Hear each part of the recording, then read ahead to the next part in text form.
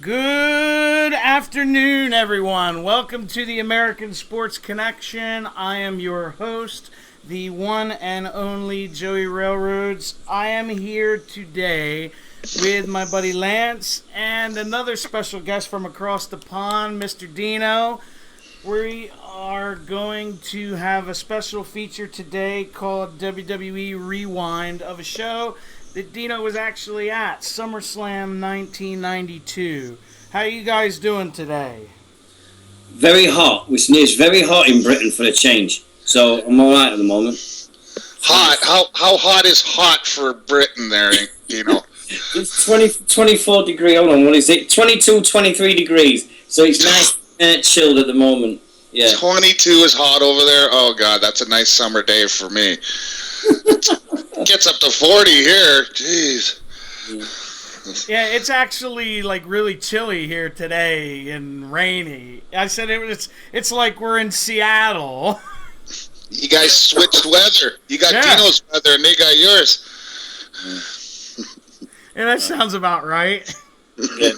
Sounds about normal. This should be fun. Yeah. I'm looking forward to this. It's bringing back some memories. It's 24 years ago this year that this happened. 24 years? Holy. It's wild when you think about it. You don't think about it until you actually hear how long ago it was. Well, here's another one to make you feel old. It's 20 years since the NWO this year. Wow. 1996. In 96, I watched the NWO form in jail. Canadian jail. Yeah. Oh, man. It's, I remember you telling me this story, Lance. Well, yeah, it was basically a resort. There are no gate fences or anything. You could walk away if you wanted. But one of the guards taped it the Sunday night, and then they brought it to watch so we could watch it the next day. They just wanted to keep us happy. They didn't care, right? We just remember that it started we remember that you guys had a right time difference, it being SummerSlam. And it started, I think it was like 5 in the afternoon, our time, and it was really, really early in the day for you guys in America. And I think people on the West Coast, it was something like 8, 9 o'clock in the morning when this was live. So apparently it was the worst pay-per-view buy rate in the history of the Yeah, from what I understand, it came on delay in the States. Yeah. Because I always remember, not to cut you off, back in those days, they would have like the 30-minute pre-show where they'd interview people or whatever. Back then, for that SummerSlam, they had nothing. It was just like the SummerSlam logo with the British flag for like 30 minutes. Just getting there and seeing all the cameras. The thing is with the British fans is they make me feel so dumb, because you get these kids and they go up to the kids and they say, hey, who's going to win? And you got this 12, 13-year-old kid that goes, I think the British Bulldog's going to win it. Yeah. And you're like, really? And that's the best you can find in 80,000 people? You get Dumb and Dumber? Really? Well, that one kid, he goes, the British Bulldog's going to win whether he likes it or not. Because I just watched it last night. It's like, I hope that kid now, think about it, 24 years on now, he'll be 30, he'll be good about four kids, unemployed, maybe have a job, and you think he can go down to his kids and go, this is me on a pay-per-view, and the kids can turn around and go, wow, Dad, really? Really? and it was taped, so they could have got rid of it later. It's like, yeah, they could have edited it out. But the kid was on, though. If you looked at anything that I had, I was just, and I was just looking at it, and you couldn't miss me for that day. I still remember what I was wearing. I still remember my haircut, all my clothes I got on. I was full Ultimate Warrior mode. I was in full Ultimate Warrior mode that day. And I mixed it with the Bulldogs, so I was the ultimate British Bulldog Warrior, let's put it that way. Well, that's cool. Yeah, 23 years old. Where were you living at the time, Dino? I was in Sheffield. It was about 150, 160 miles away from London. And So, I'm assuming you was, took the train, or did you take Megabus? I guess they'd have The that back then. Megabus. there was a travel company in Sheffield that announced that they had tickets to WWF wrestling in August. And the only reason I know is I walked past it and I went, "What event is happening in August?" And my best friend Mark said, "It's SummerSlam. It has to be." I went, "When are they going to bring SummerSlam over here?" We went in and she said, "Yes, it's called SummerSlam. It's at Wembley Stadium." And it cost me £25 for the ticket and coach fare down there. Didn't realise where my ticket was. We just paid the money anyway, because then we could say we've been to a pay-per-view. And we went. We just got up. It was that we set it off about 8 o'clock that morning. 4.5, 5 hour drive down. And I spent most of the journey on the way down. I painted my face in full Ultimate Warrior mode with Nice. with the British flag in the middle of it. Now the thing is, I took my paints and everything with me to top it up. When I got there, by the time I got off the coach, every single kid on that coach had the Ultimate Warrior Bulldog face paint, and I charged £5 for the pleasure. So by the time I got off that coach that day, I had made more money than I've ever done in my life. So I went straight for the merchandise and bought everything I could find to afford it. So, Sweet. Do you remember how much a shirt was approximately back then, Dino? Because I know they're like $60 now or something. My event shirt was £15. £15. Okay. My SummerSlam shirt was £15 at the time. I remember that. And I bought an Ultimate Warrior jacket, the white one that had the warrior on the back of it. Yeah, I remember those. Oh God! I had a Hogan one. Oh, that's even worse. Yeah. I just remember it being blue and it was gorgeous and everything. And I had my Bulldog t-shirt. I remember wearing that. And my Ultimate Warrior, my Bulldog t-shirt, ripped jeans that had all these tassels and everything going down the sides. White Converse shoes. Remember them? And had the armbands and the wristbands. Everything was red, white, and blue. Everything was red, white, and blue. And then got to Wembley Stadium.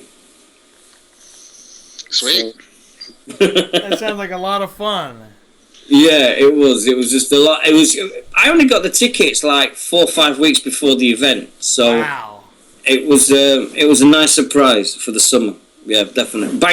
It was on Bank Holiday weekend as well. Over here, we have a Bank Holiday weekend at the end of August, and it was on the Sunday, and that's when everybody we had a Bank Holiday weekend, so nobody should have been working the next day. Hey, Mike, are we live on YouTube right now? Yes. Okay. Okay. Yeah, we're live and in living color or whatever you want to call it. So where were your seats, Dino? Oh, right at the back of Wembley Stadium. When you see when you're looking at it, the ring, when you look at the ring and it says SummerSlam and it's got the UK flag and it's got the American flag, we was on the side of the British flag and we was right at the back.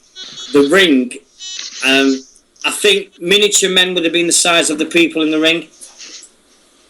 So that way, I think you could have had anybody dancing in that ring and we couldn't have told the difference. At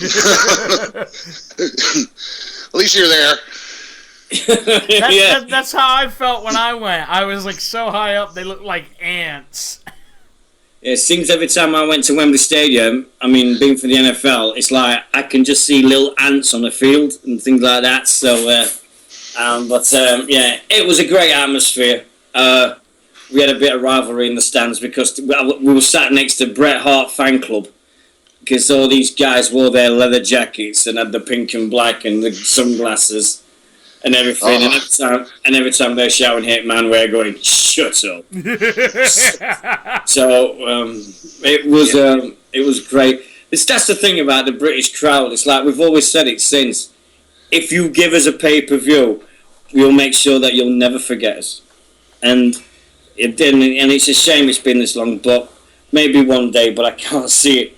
Not see it myself.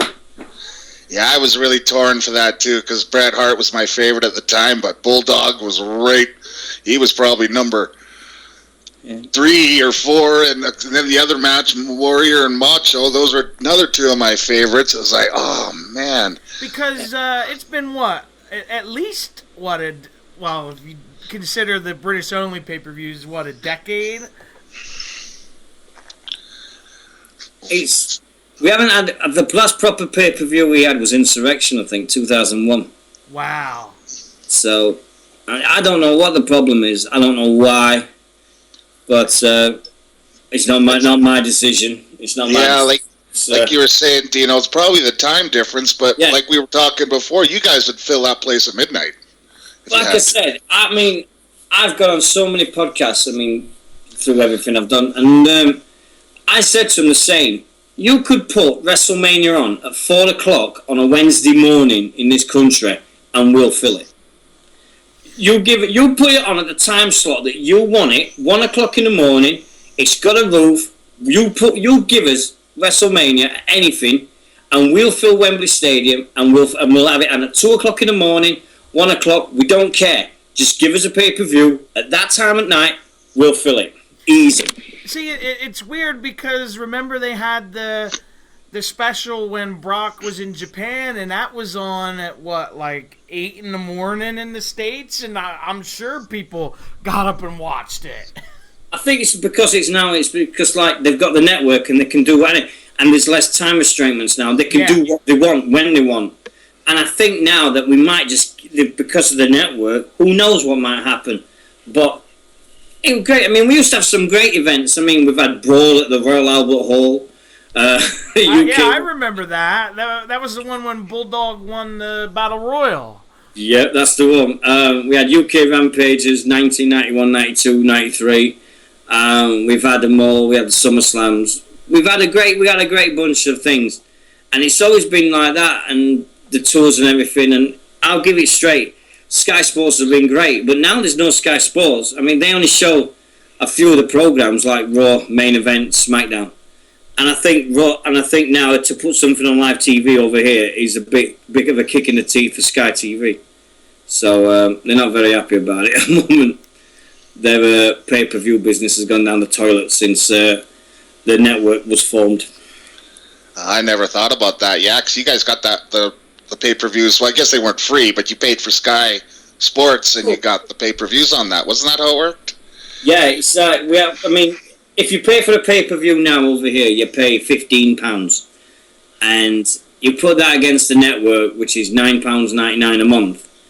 And why should I want to pay for the pay-per-view on Sky Box Office when I can get everything that WWE has to offer throughout its lifetime for £6 a month cheaper? Yeah. And WrestleMania £5 more. It's £20 to watch WrestleMania. Yeah, it's a no-brainer, isn't it? I was going to say it's probably happened everywhere where they've really hurt companies that relied on their pay-per-views. Yeah, I think the WWE hasn't forgiven us for this moment for the misfortune of announcing that the network was going to start on a Monday night, and they had to cancel it 20 minutes before the launch. I'll never forget that. Oh. Because I'll never forget the angry British crowd. It was either the Raw or SmackDown or both of them, where they were basically chanting, "Where's our network?" Yeah, pretty near the whole show. It was good, but you can't blame them. No. It was every single show of that tour. Every show had it at that tour. And it didn't help, then the first thing out. And the worst thing is, when you go to events to the WWE, they take the signs off you. In the British, they took the signs off us one year. Mm-hmm. And everybody went, and the first thing Lillian Garcia is, "Come on, UK, show us your signs." And everybody booed her out of the building. Because literally, every security guard had took signs off everybody. And my mate had took one that said, "Dino RKO's Randy Orton." And I was wanting to see it, but no chance, because he was bang at the front as well. And they just took all the signs off everybody. And they're like, we've spent months making these signs. And WWE said, no signs. And then Lillian Garcia says, "Come on, UK, show us your signs." Wrong. And then you get Triple H and Stephanie going, And we're here, and don't forget the UK WWE Network at $9.99. And just as they were saying it, you could see their heads cringe and going, I shouldn't be saying this at this moment. Well, that's one way to get some heat. I still don't like it, the fact that they give us a red phone box and they give us a black taxi on the stage. It's been the same setup now for 16 years. So, please, can we have something else? I'll give anything. Just get rid of the phone box. No, everybody's got mobile phones. We don't have a phone box. We don't need them anymore. Oh, come on, Dino. I used the red phone box when I was in London. Come on, no, that's the first time it had been used in 15 years. That. I had to take a piss. Yeah, that's what they're used for, mobile toilet. Yeah, I'm joking, but I seen one, and I thought of you. It's the first thing. And I tried to use one, but they wouldn't let me phone Canada, so. No, they wouldn't let you phone home? No, so. But I didn't know what the hell I was doing. Hey, there you go. Adam says in the chat, Doctor Who uses a phone box. Yeah, but Doctor Who's been the same leading thing for the last 50-odd years. When he started, that's a police phone box, not a public phone box. That's a police phone box. See, I didn't even know there was a difference. No, me neither. I know Doctor Who's was blue. Yeah, it's a police phone box. Okay, that's why it's got the light on the top of it. Ah, okay. Okay. Learned something new today. And I like Doctor Who. I like the old ones. I don't like the new ones. Yeah, I don't like the new ones either. I like the old ones where it looks like they're in a backstage the effects are so bad. It's like, oh God, but it's so classic. The worst thing that's ever happened. I mean, I'm not a Doctor Who fan, and everybody that loves them, God bless them. I really do. God bless the Doctor Who fans. But when you see them dressing up as Doctor Who and everything, and they've got the full gear on, and then they bid £500 for a piece of clothing that was worn on the TV for 3 seconds, those are crazy fans. They are crazy. I would agree with you there. Oh, that's a little, yeah. But hey, it's their money. They queue up. It's like for the Star Wars fans. They queue up for 5-6 hours to meet someone that was in Doctor Who in 1978, and he got zapped by a Dalek. That's how bad they are. They're amazed. They're crazy for it, but fair play to them. Well, anyway, back to 1992. Yeah, moving right along. Did you have a mullet, Dino? If I tell you, I've got a photograph of me on Facebook what I exactly looked like in August 1992. I had permed hair. It was permed, it was curly, and it was in a mullet. Yes, I did. I had a permed mullet. I had a mullet too. Just think of Shawn Michaels when he wrestled Razor Ramon when he had the Battle of the Mullets. I had the Shawn Michaels. So. I think the best mullet in the wrestling world was the Ultimate Warrior at WrestleMania 7. Yeah. Banger. And Shawn Michaels had the mullet of all time because that was just amazing how he grew that. I was jealous. Everybody that looked, I'm going, wow, nice mullet. And my best friend went, did you hear what you just said? And I said, yeah, I like that. And he went, are you serious? The best mullet, Sid Justice, because he had it permed and he used to shake his head and it just at the back of the head moved. Yeah. Nothing moved on the top. That is the way to do a mullet. You're right, I forgot about that. Yeah, Sid Justice had the perfect mullet because just the back moved, and that's how you can tell about mullets. Nothing else moves except the back. It's funny you mention him because he left WWE at this time, like right after WrestleMania 8 in '92, so he could have been there. Yeah, it could have been. I mean, it's just one of them. Look what could have happened if Sid Justice had been there, but who knows? It could have been Sid Justice versus Warrior, but we never used to get triple threats in them days. Do you remember? We never got the triple threat matches. No. So it was like unknown territory. I mean, remember this. 92, we only just started this. A few months after that SummerSlam, we had like the debut of the ladder matches. And it's only been like 2 years later we had Razor Ramon and Shawn at WrestleMania in a ladder match. So even ladder matches wasn't really, really known of at that time. Well, and this is when the fans were finally starting to reject Hogan, because in the '92 Rumble, when Sid threw him out, the fans cheered. Yeah. And, because when he left after WrestleMania 8, he just said, I'm going to do acting, and he did Thunder in Paradise, didn't he? Yeah, with the talking boat. Oh, God, yes. And you had he just seemed to have all his friends in the TV show. But I think at that time, it was like a lot of people was like, whoa, this is a WWF without Hulk Hogan. So I wonder what's happening. You had Ric Flair, perfect. Macho, Warrior, Bulldog, Bret, Shawn. My favourite match of that day, apart from Bulldog and Bret, is Shawn Michaels versus Rick the Model Martel. That's a great match. I loved it. That was good. And you never really ever saw two heels fight each other. No, I loved it. The fact that everybody goes on about their favourite wrestler. Rick Martel as the model was one of the most... He was like the Jake the Snake. He's one of these guys that when you watch his matches, you think, oh, it was great. He had an awesome permed mullet, Rick Martel. He had an amazing one, I remember. But when he used to spray that fragrance in people's eyes and stuff, you actually believed it was perfume. It was a hairspray called Arrogance, but it was just water. But when you were younger, you actually believed that he blinded Jake the Snake Roberts. Yeah. Well, Because of course, Jake wore those weird contact-like things. Yeah. oh, I forgot all about that. Yeah, and Bobby the Brain O'Heenan always saying, "Oh, you can smell it, Lil. It smells so good," or whatever. Making it everybody think it was there. Okay, I just want to let everybody know. Get your if you have the net, get SummerSlam '92 ready to go, and we'll start it up probably in about 5 minutes here, I guess. Yeah, that sounds good. Yeah, so just get your net ready on SummerSlam '92 and get ready to Remember, hit play. WWE Network is $9.99 a month, or if you're a UK resident and knows how to do it, £6.52 a month. I got the best price of all. Free. You've had it free for 10 months because of the glitch.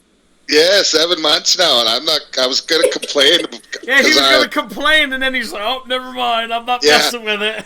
Payback was horrible. I had such a horrible time, and I better not say anything. Yeah, he had the same issues I did, Dino, with Payback. Like, I missed almost, like, one entire match. It was so, like, glitchy and lagging. It was terrible. I mean, don't get me wrong. I mean, this is great because now you can actually go back and watch a pay-per-view or whenever you want. I mean, next thing we've got to do, and this is for Lance, we've got to find the WCW Nitro that Lance was at. Yeah! Well, I was only there for the first 2/3, and then I got thrown out. Doesn't matter. Yeah, and then Russo threw him out. Yeah, I was. You could see me the whole show too, right in the second row, and the guy even come up and said, "Is that the long hair?" Yeah, Vince said, "Get him out of here." And I'm like, "What did I do? What did I do?" And then that's when the security guard grabbed me, and that was it. Then there was a war. Took 5 guys to get me out of there. I'm assuming this was on commercial break. Yeah, well, it was. Remember, it was actually at 3 PM, and then they replayed. Then they played it later, right? So. Oh, okay. Yeah, so then I was like, "Oh God, I hope I'm not on TV then." And it wasn't. It was just, and all my buddies were like, "Hey, yeah, where'd you go? We were watching you, and then all of a sudden you're gone." Yeah, I was in jail. I've got an inside bit of information. The next tour of the WWE, and I found out this morning, 3 of my friends are going, 2 males and a female, and guess what they're going dressed as? This is absolutely true. They're going to go dressed as Triple H, Stephanie McMahon, and Vince. That's great. And they've got front row tickets. Oh, they're gonna make them change their gear, probably. Hey, well, remember, this is before WrestleMania when The Rock went and paid attention to all the people dressed up in the front row on Raw. I had some guys that was on. They got dressed up and they got thrown out. They got to take all your gear off, and they gave them Uzo t-shirts. And I had them on British Wrestling Radio a few days later. I remember this. And I couldn't believe it. And I'm like, it was, we were fine. Hey, we got free t-shirts. They were so cool about it.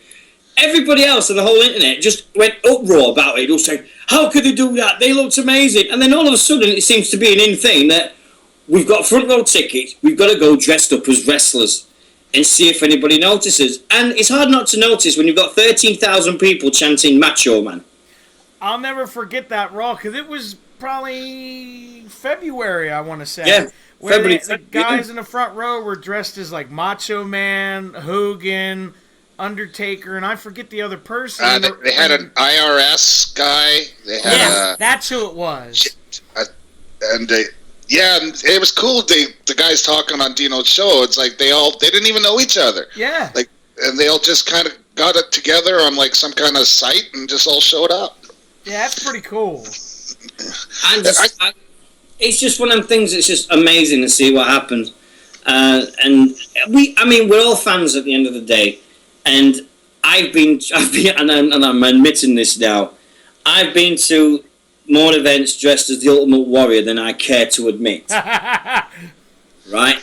But I was doing this in the 90s. I was in my 20s, right? I wasn't a teenager and I wasn't a child. I was in my 20s. And I used to go to rugby sports events over here, full face paint, everything. And all my friends, this is when I was a rugby player and a big muscle guy and everything. And all my rugby mates went, are you kidding me? Are you serious? And I'm like, what? And he went, you do no wrestling, and they started that. You do no wrestling is fake. And I'm like, yes, so what? So it's great. And he went, does anybody ever get injured? And I went, well, funny you should mention that. Of course they get injured, you idiot. Oh, yeah. I think now it's like with the network, you can show people like saying, well, funny you should mention people get injured. Watch Sid Justice break his leg in the ring. Oh, that one's nasty, isn't it? That's probably one of the worst ones out there. Oh. He's holding his leg and it's just bent. Oh, that's not supposed to bend that way. I think the best one I did is when they came to Sheffield. This is like about 3 months before SummerSlam. The WWF was in Sheffield filming for Sky Sports for the special. They had a event at Sheffield Arena, and I was working at the stadium where where Sheffield Eagles played, which is my rugby league team.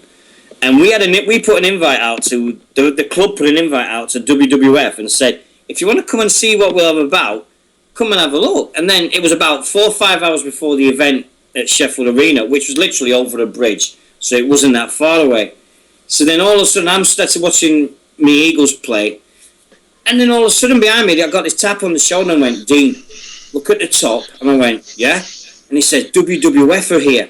And I turned round and went, and I went, who is it? Is it Warrior? Is it Macho? Who's here? And he went, Shawn Michaels. And I went, oh, yeah, whatever. Because then Shawn had just split up with Marty Jannetty and like that. And I said to my friend, she says, who's here? I went, Shawn Michaels. And she went, oh, he's fit him. He's gorgeous. And she ran around the whole stadium trying to find him. And she couldn't find him. That's funny. But, yeah.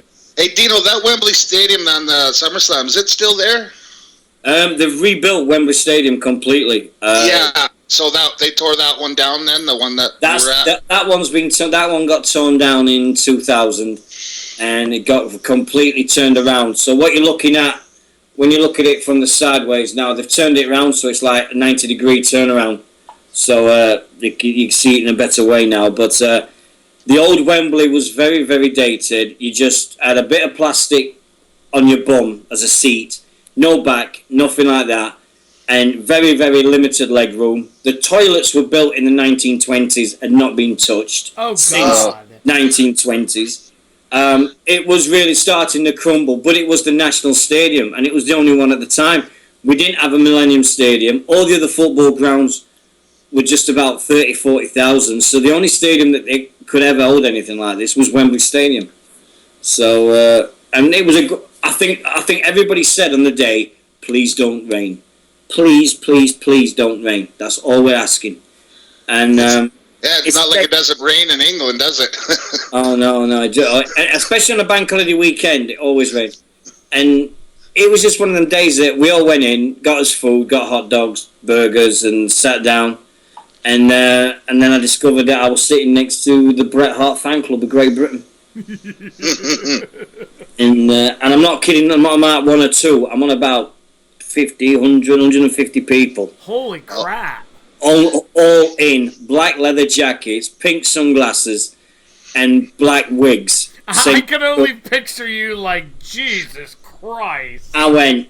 My exact words of that day was 80,000 seats in Wembley Stadium, and I sit next to bleeding wannabe Canadians.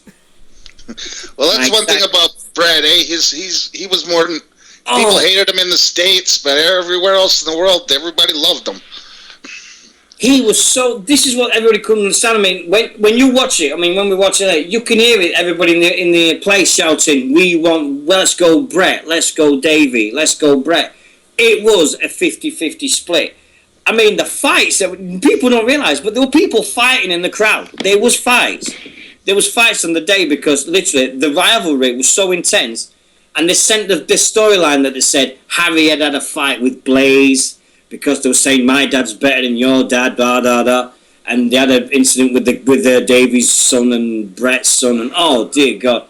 And we all found out that this was not true by when I talked to Georgia Smith. But it was well built up, that storyline for sure. A family feud, all. Yeah, we got to remember this is when we used to have 4 pay-per-views a year. So you had WrestleMania. We didn't even have King of the Ring. King of the Ring was the next. King of the Ring didn't come until '93. Really, holy. So from WrestleMania 8, you had the build-up to SummerSlam, and you could build up the tension between Brett and Davey. That's 4 months build. That's a full 4 months they had to build this match. It was amazing.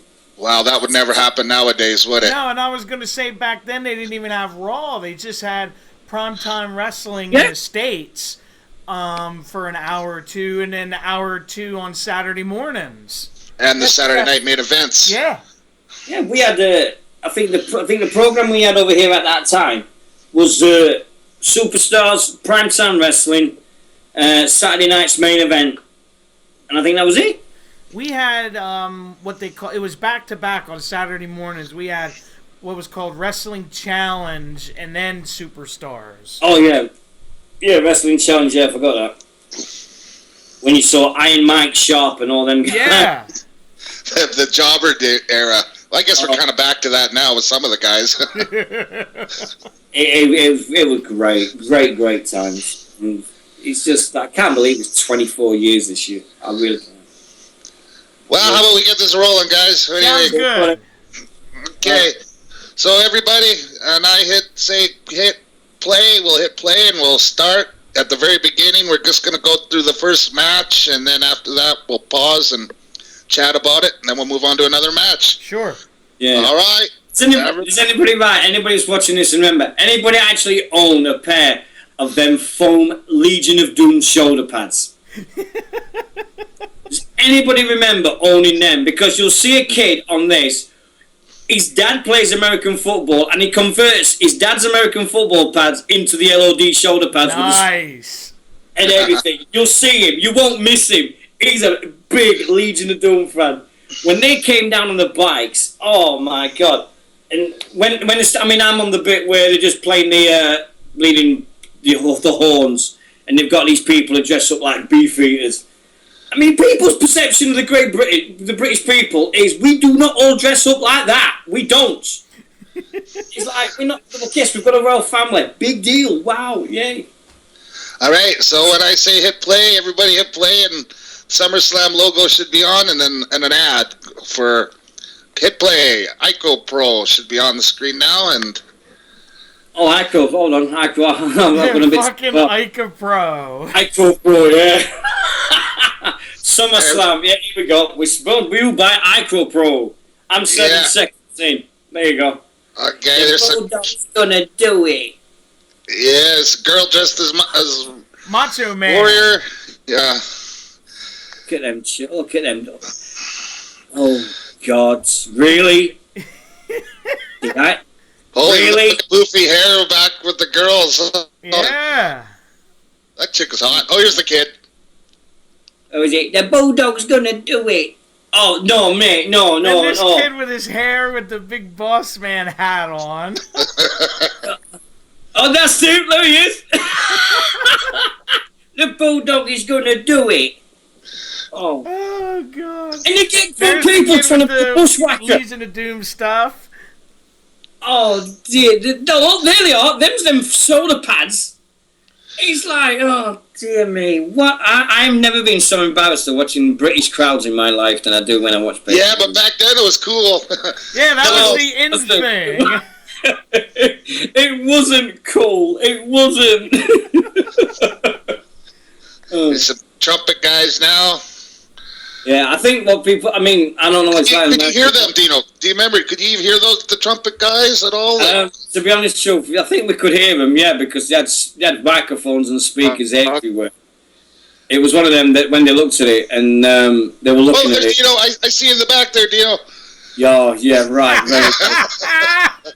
You got your hand in the air. You wave. Right, where you're looking round at it now, I was to the left of the Summerslam sign there. Okay. So I'm at the left of the entrance. So literally, where that Union Jack and that American flag was in the air, Yeah. I'm to the left of the UK of the American flag. As you are looking at it going down there now, I'm to the right hand side, right at the very back of to the right hand side. Yeah, where Bobby Heenan is. Bobby Heenan wearing the King's hat. Right. You see that load of people at the back behind Bobby Heenan? Yeah. Yeah. I'm about halfway up that aisle. Okay. Wow.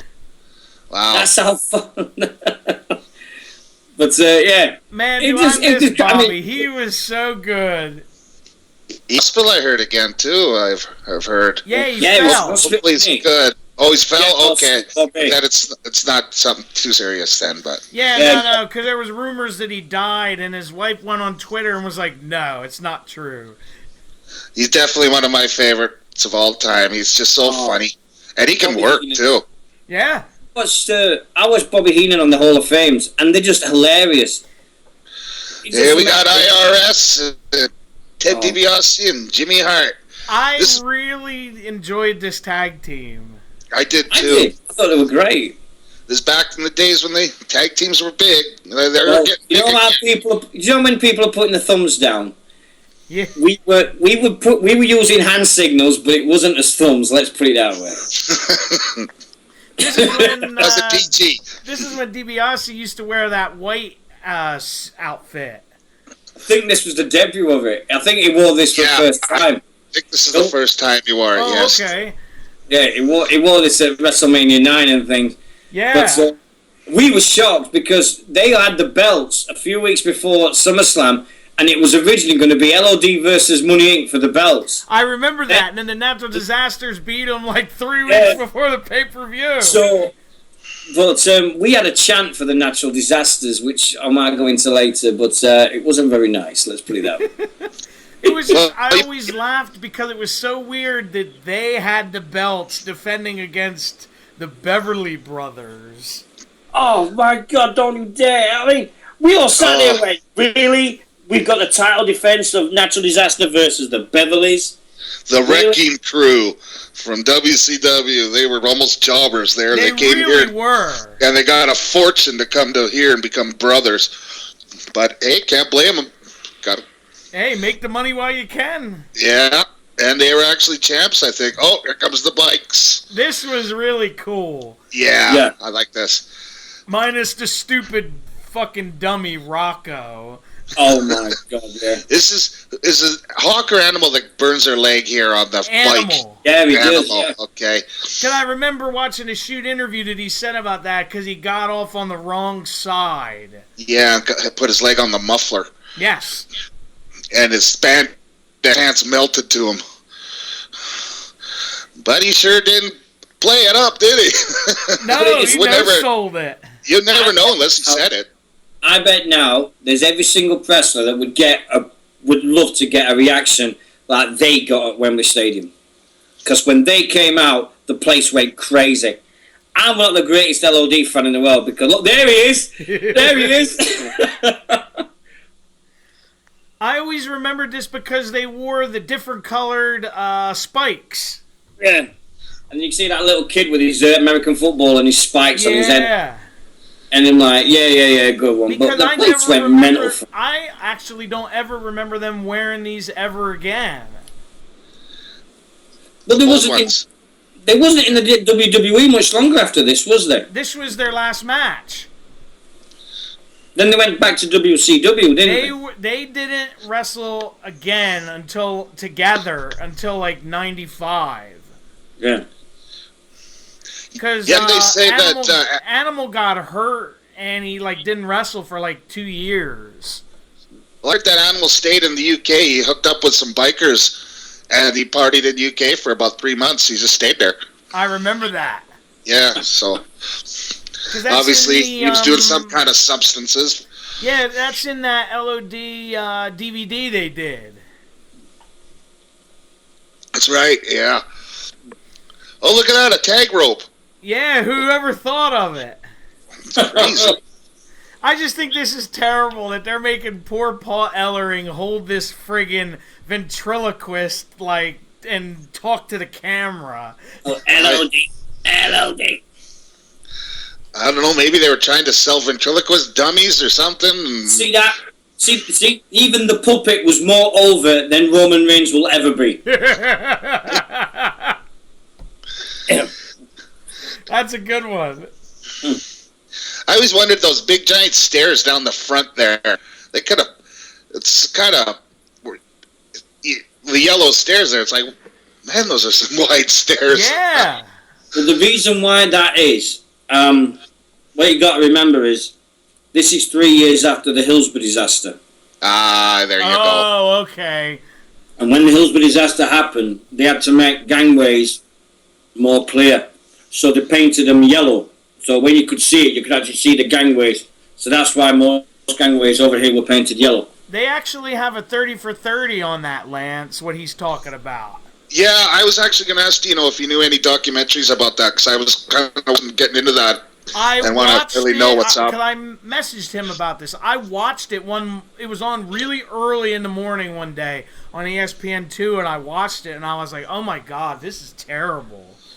Yeah, my house is next to my old house where I used to live was next to that stadium, so it holds a very, very poignant memories for me. Wow, yeah. But better things. It's IRS, definitely one of the most another underrated wrestler of all time. Absolutely. Like Rotundo. Well, look what he's done to the moment. He's given the world Bo Dallas and Bray Wyatt. Yeah. And they've learned off the dad. And I don't think they've done too bad. He's got a daughter, too, I heard, too, that's wrestling. Yeah. So, he's... why would you wear a tie in the ring? Yeah, he catches him by the tie. But also, this was back in the day where wrestler had to have a profession. Yeah, everybody had to have a gimmick. The plumber or a garbage man. And then we got nails. How convict. Would an escaped prisoner be allowed to be in a wrestling ring? I know. It's it's so funny. Funny though, but yeah, the guy it's good. he's referring to is Nails. Well, he was Nails in WWE. And then he went to WCW for a short time, which is even funnier because they called him the Convict.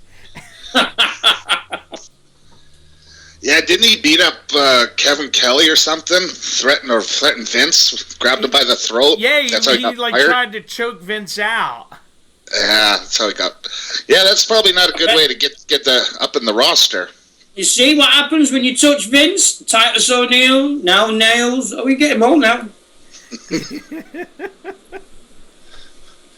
But no, I think being there, I think everybody was just like so into this. I mean, LOD, and me being 23, I think I was just starting to be a bit drunk at this as well. That bit?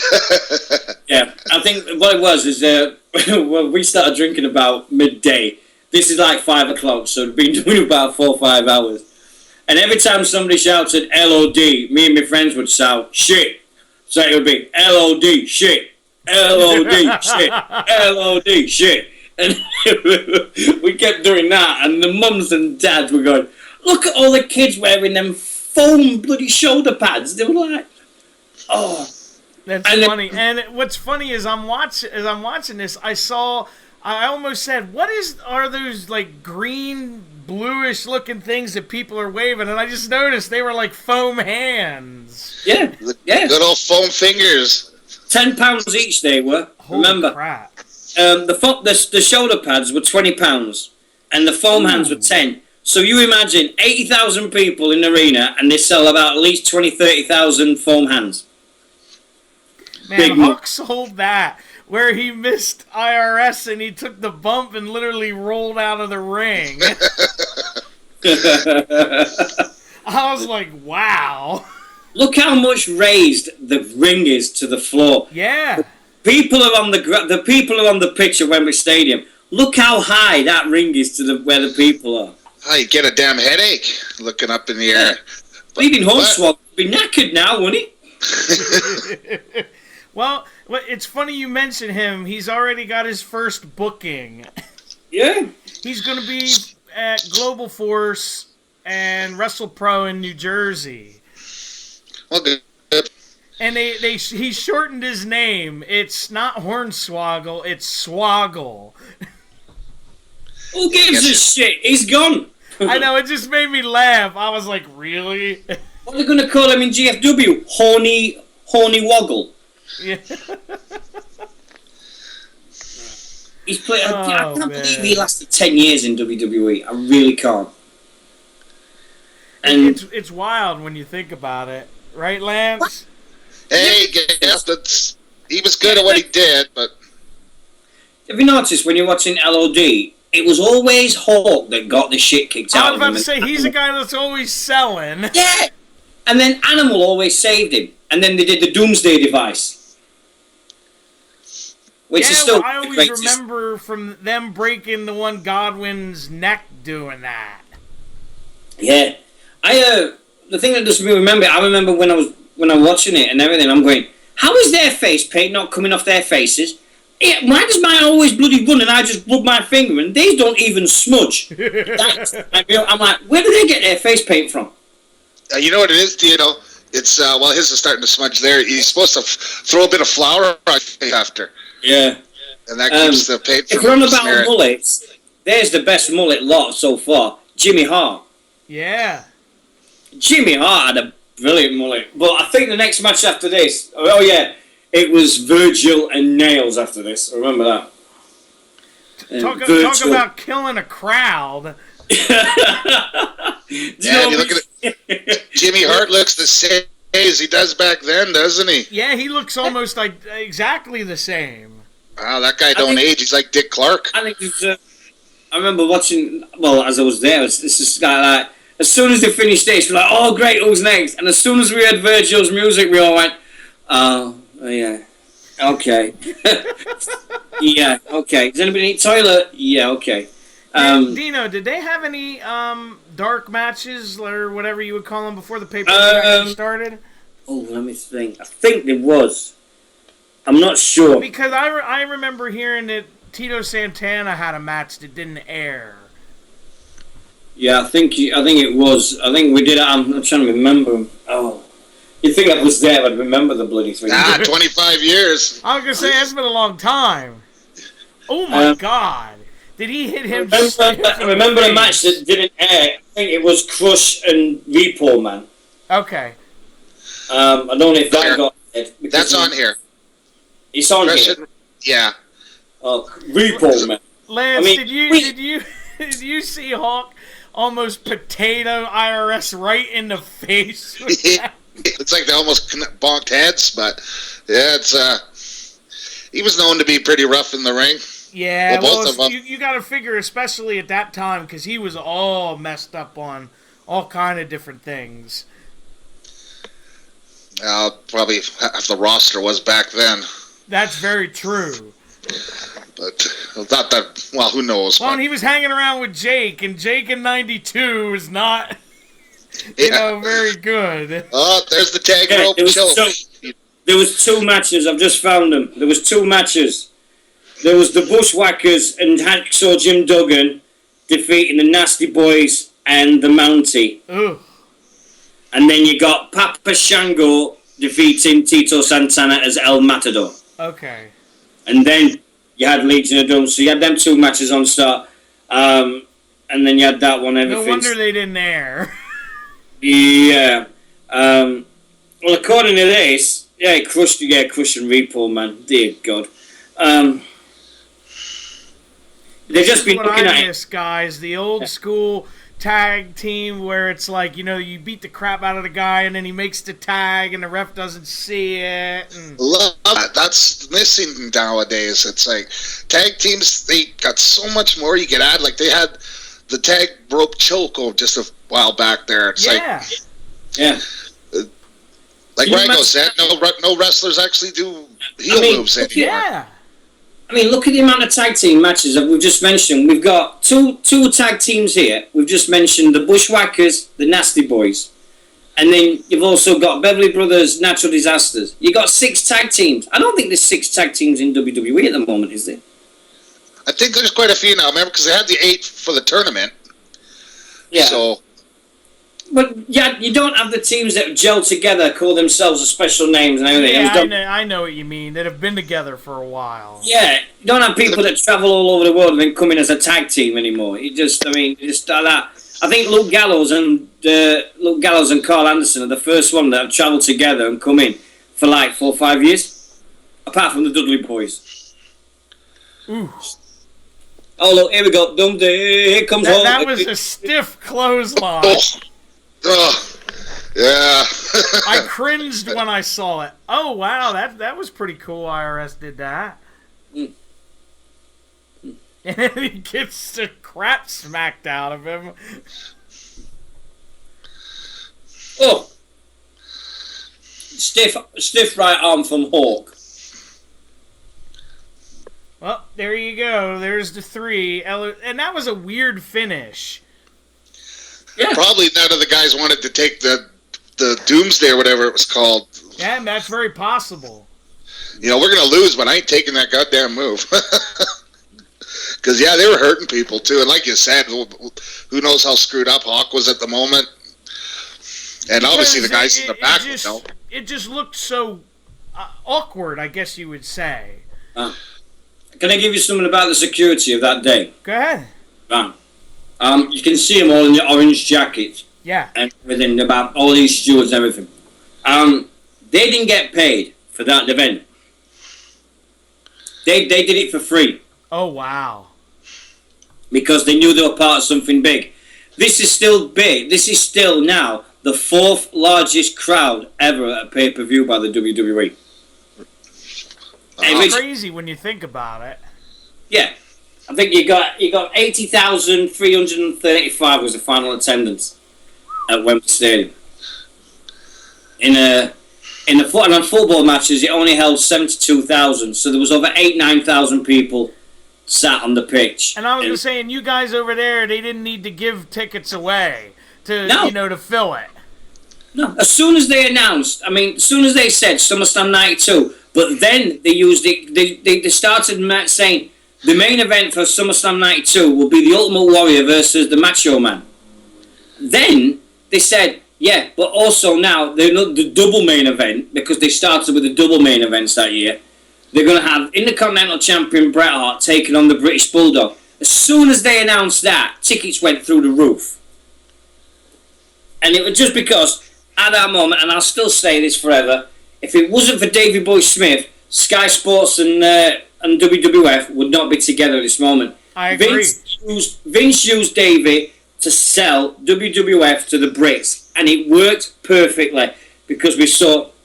I remember Davey Boy Smith from the 70s on TV when he was he was main eventing on TV when he was 16, and if you look for his matches, they call Young David and all that, and you can see him 16 years old, and you just see him throughout his career and his skinny little thing and everything, but. WWF used Davey to say, right, we're going to sell this to the Brits and you're going to spearhead it. He was on everything. He went everywhere.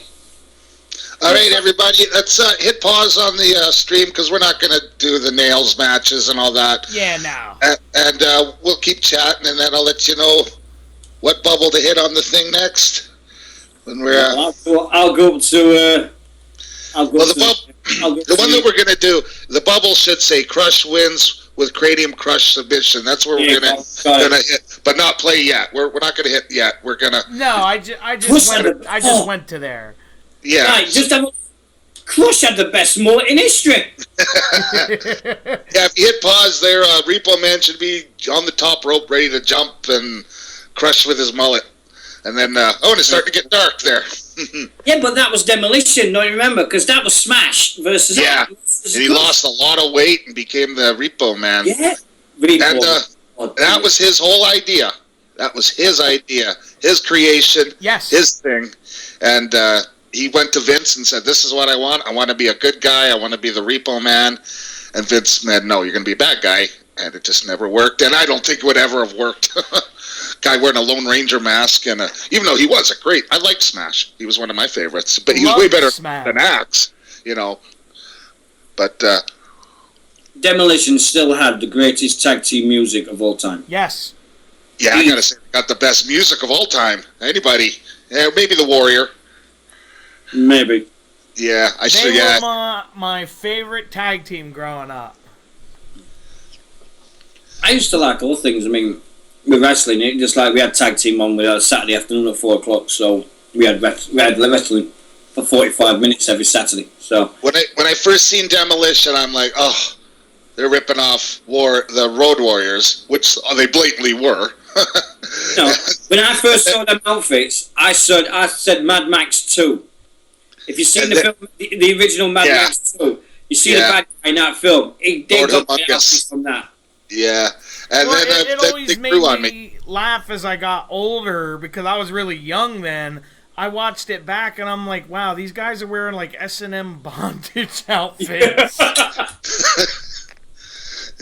Remember when they had masks on for a while? Yeah. It's like, oh, then they were really S&M. I'll tell you this: when they turned heel in the end of like 90, beginning of 91, when they changed their music, that was some disturbing music. All that creepy stuff. Yeah, the like heelish music. I was like, what in the hell is this? I think it's whoever comes up with the things at the time, there was more freedom. There was none of this PC. There was none of this, oh, you can't do that because we don't want to offend somebody. You look at all of the characters in wrestling up to 95, 96, 97, and half of them now you think, they'll never get away with that now. But then you could, because there was none of this, oh, we don't want to upset anybody. Oh, we're not answering to PC. We can't be seen as we've got to be public friendly and all this. There was more freedom for characters, and there was more freedom for the wrestlers to do exactly what they wanted to do. And they had other places to go too, so they could go to WCW or NWA or AWA or there was more places to go. Vince wasn't the only show in town, so and like Dino said, they had a lot of them had their own, their own creation, their own ideas. Like we were just talking about the Repo Man, there it was all him. It didn't work, but at least he got the chance to do his own thing. And at least he took the chance to do something that he wanted to do and be different, And he must have lost at least 80 pounds. Yeah, easy. I think the funniest character turn was Crush. I mean, we're just saying about Crush. 1 minute, he's this big Hawaiian dude from the Hawaiian. Next minute, he's got a Japanese relation to Yokozuna. Yeah. And he dies. I forgot about that. Gets a goatee beard and becomes a bad guy, and he's half Japanese. I'm like, when did this happen? What? And he goes, oh yeah, Mr. Fuji's a family member. I'm a cousin to... Really? And you bought it because you believe what you saw. Yeah, and remember he wore face paint. Yeah. And Yokozuna's not even from Japan. He's Hawaiian. Yeah, exactly. So that was it back in the day. Oh, man. Oh, dear. I mean, some of the things you come up with. I mean, you look back at it and this is just like... wrestling was like, well, what do that's never been done before? And you think there and that, there's no gimmick matches. This is the thing that didn't make these pay-per-views. There's very, very little. There were no gimmick matches. It was like, I think the only time we had a gimmick match was SummerSlam '91 when you had like jailbird match and the loser had to spend a night in prison, Bossman and the Mountie, and And WrestleMania 7 had the retirement match. Yeah. And the blindfold match. Yeah. It was very limited. It was very limited in the gimmick matches. Yeah. So, I think it was great. Absolutely. They didn't have Russo yet. That's why. Oh, we did have the WWF magazine. I remember that because I used to buy it. I have a giant collection of those in my garage from like WrestleMania 5 till they stopped making them. Yeah, I got a bunch too. My granddad got me a subscription for Christmas. Well, And yeah, it's still sitting there somewhere at my mom's house. Okay, you guys want to go on to the next match? Yes, let's go. Okay, so everybody we're on that bubble. It should be 109.48 approximately. Hit play now. Okay. and he comes off and Chris catches him. Yeah. So this is when Crush was the Hawaiian surfer dude still. Yeah. Holy, look at that mullet. Oh my God. After he quit Demolition. Yeah. Okay, this is after the Demolition. Okay, obviously, because it's buried Urso is Yeah. obviously there's no Demolition. Oh, there's one of the stupidest finishers ever. Oh, the whatever you want to call that. Head Crush. Well, Great Khali borrowed it off him, I guess, didn't they? Oh boy. If Paul Heyman had been in there, you'd have had Crush as heavyweight champion with that move. Yeah. Another Ica Pro ad. Yeah. What is Ico Pro? Is that some supplement? It was a supplement you could take for bodybuilders. Yeah, because at that time they were with the WBF, wasn't they? God! Just after this, they had Lex Luger come in to be the narcissist in WBF and all that. And yeah, he came in at the Rumble '93. Yeah. And then he made his debut at WrestleMania 9. Yeah. And he came to Britain and he versed Mr. Perfect at Sheffield in '93. Oh, look. There we go. This was always weird, I thought, when the Warrior came back, and you guys will probably remember this, when he wore, like, those jumpsuits of, like, abs. Yeah. I was just like, that's so weird. Yeah, like... well, hold on. When was the Ultimate Warrior not weird? Let's be right about this. No. I mean, it was just even weird for him. Yeah. He was just crazy, wasn't he? But that's what he did at the time. But I just always wondered why. I was just like, it's odd. But I always loved this angle, how they did it, where they both played like Mr. Perfect was going to be in Savage's corner, and then no, he's going to be in the Warrior's corner, and... You know what this is, mate? All the way through this, every single one of us over here went, where's Miss Elizabeth? And then we found out that they'd separated. They'd only been married about 7-8 months. Yeah. Separated, and she wasn't on TV anymore. Hey, what's on the screen for you guys right now? Where Warrior's talking to Ric Flair, or Ric Flair's talking to him, excuse me. Okay, perfect. I screwed up. I'm with you guys again. I fucking hit the wrong button. And that's okay. Yeah. Okay, so Flair's talking to Warrior right now. Yeah. Okay, yeah, I'm there. I always dig that jacket he's wearing. Can you imagine making it? Yeah. With the Warrior's jacket? Now that's the proper World Heavyweight title belt. I agree. Anyone says that's the belt. The Eagle one. Yeah, I really like that belt. I always loved that belt. It's my favorite. So Perfect's talking to Macho now? Yeah. Okay. Oh, here we go. He's got his outfit on, yeah. That's what I was just like, I wondered why he did it. It was just... I was like, Warrior's in good shape. Why is he wearing a 6-pack abs? Yeah. Bullet from Elegante or whatever that guy's name is. Oh, God. Macho Man wearing his LSD outfit? Yeah, really. Jesus. How many colours could you get on one outfit? Yeah, every one of them. Yeah. You're not kidding, man. But I was watching something from him back in like later WCW days, like towards the end. My God, was he jacked up? Like it was like blatantly obvious he was taking steroids. Well, in the Spider-Man movie, Yeah, it's like I was like, "Who is that? Is that Macho Man? There's no way that's Macho Man. That's Macho Man. He was bigger than Hulk." yeah, it was just wild, man. But these were the good old days.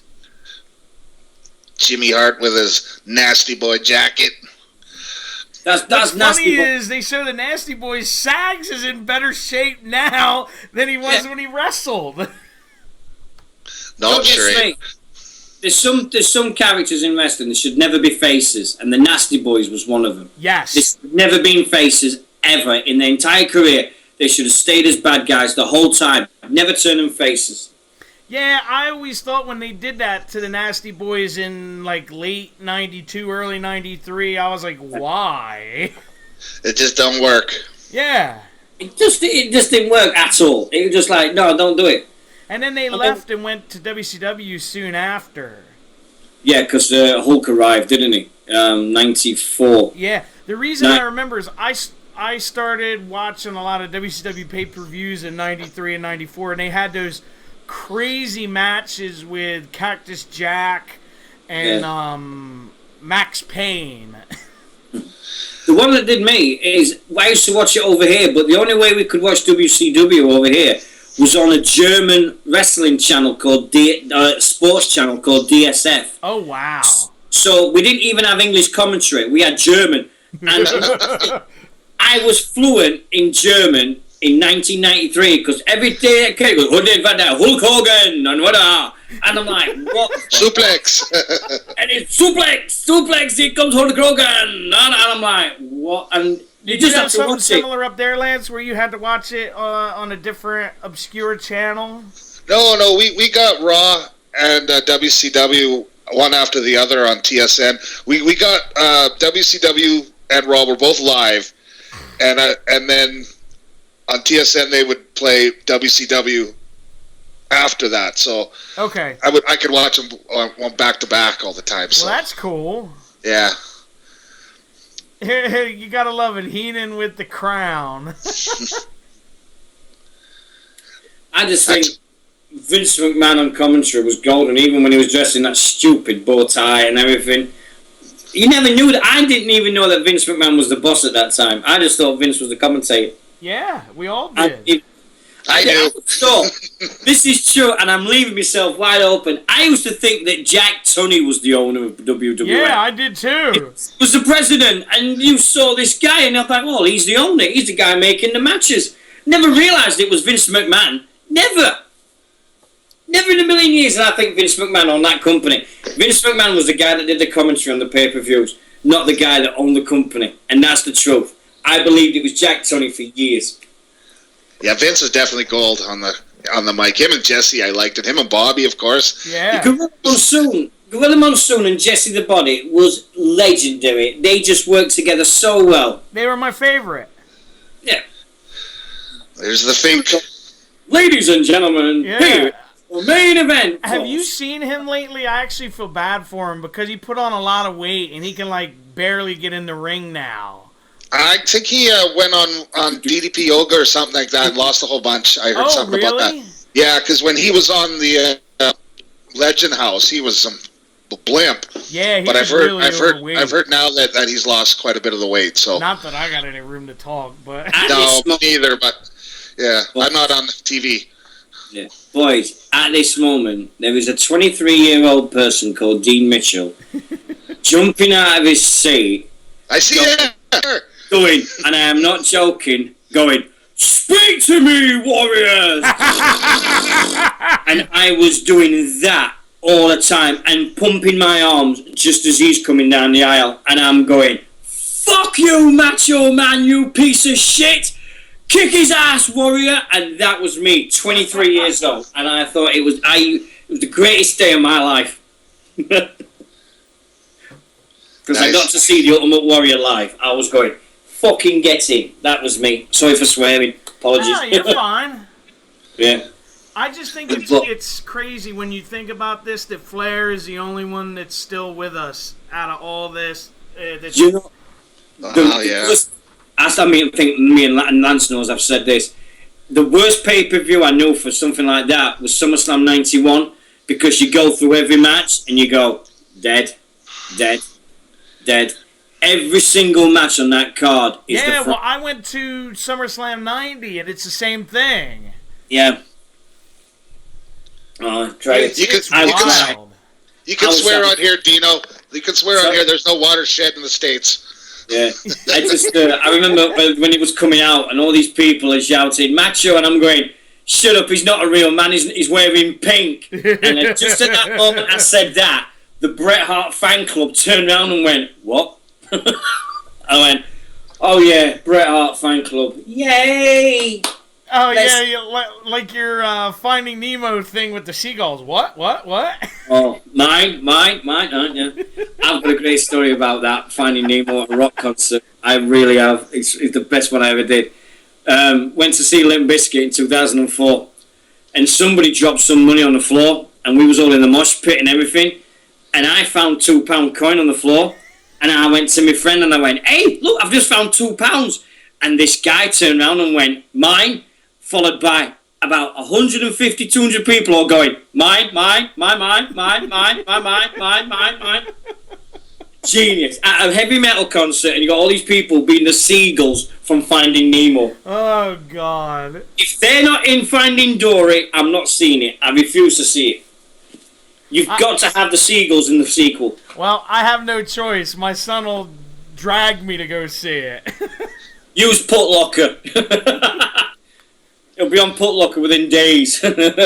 Yeah, you're probably right. Yeah, I mean, this match, it was like, we got to remember, this is the forces of a new era for WWF. It was the first time we had a pay-per-view in how many years that didn't feature Hulk Hogan. Yeah.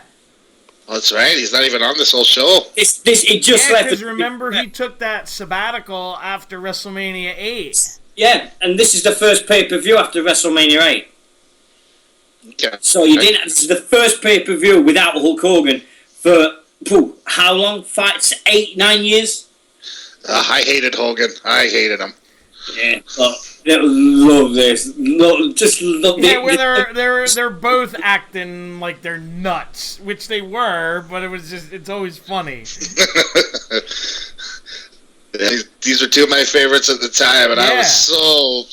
Oh, who do I go for? I know you were like so torn. Shit. Oh, sorry. I'm there again. I am 23 years old again.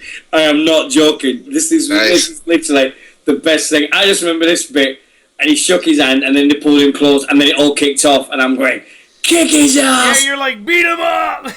Oh, kick his ass, warrior! Right, this is it. Watch. Yeah, that's really cool, actually. Oh, that jacket. That's a cool spot because it just made the crowd go nuts. Yeah, they knew what to do. It was superb. And they say Warrior wasn't the greatest wrestler, and he wasn't, but he was just great. It was different. It was different. Yes. No one else had face paint. No one else had the tassels and things at the way that he did it at that time. But if he had somebody that could work with him, they could put on a great match.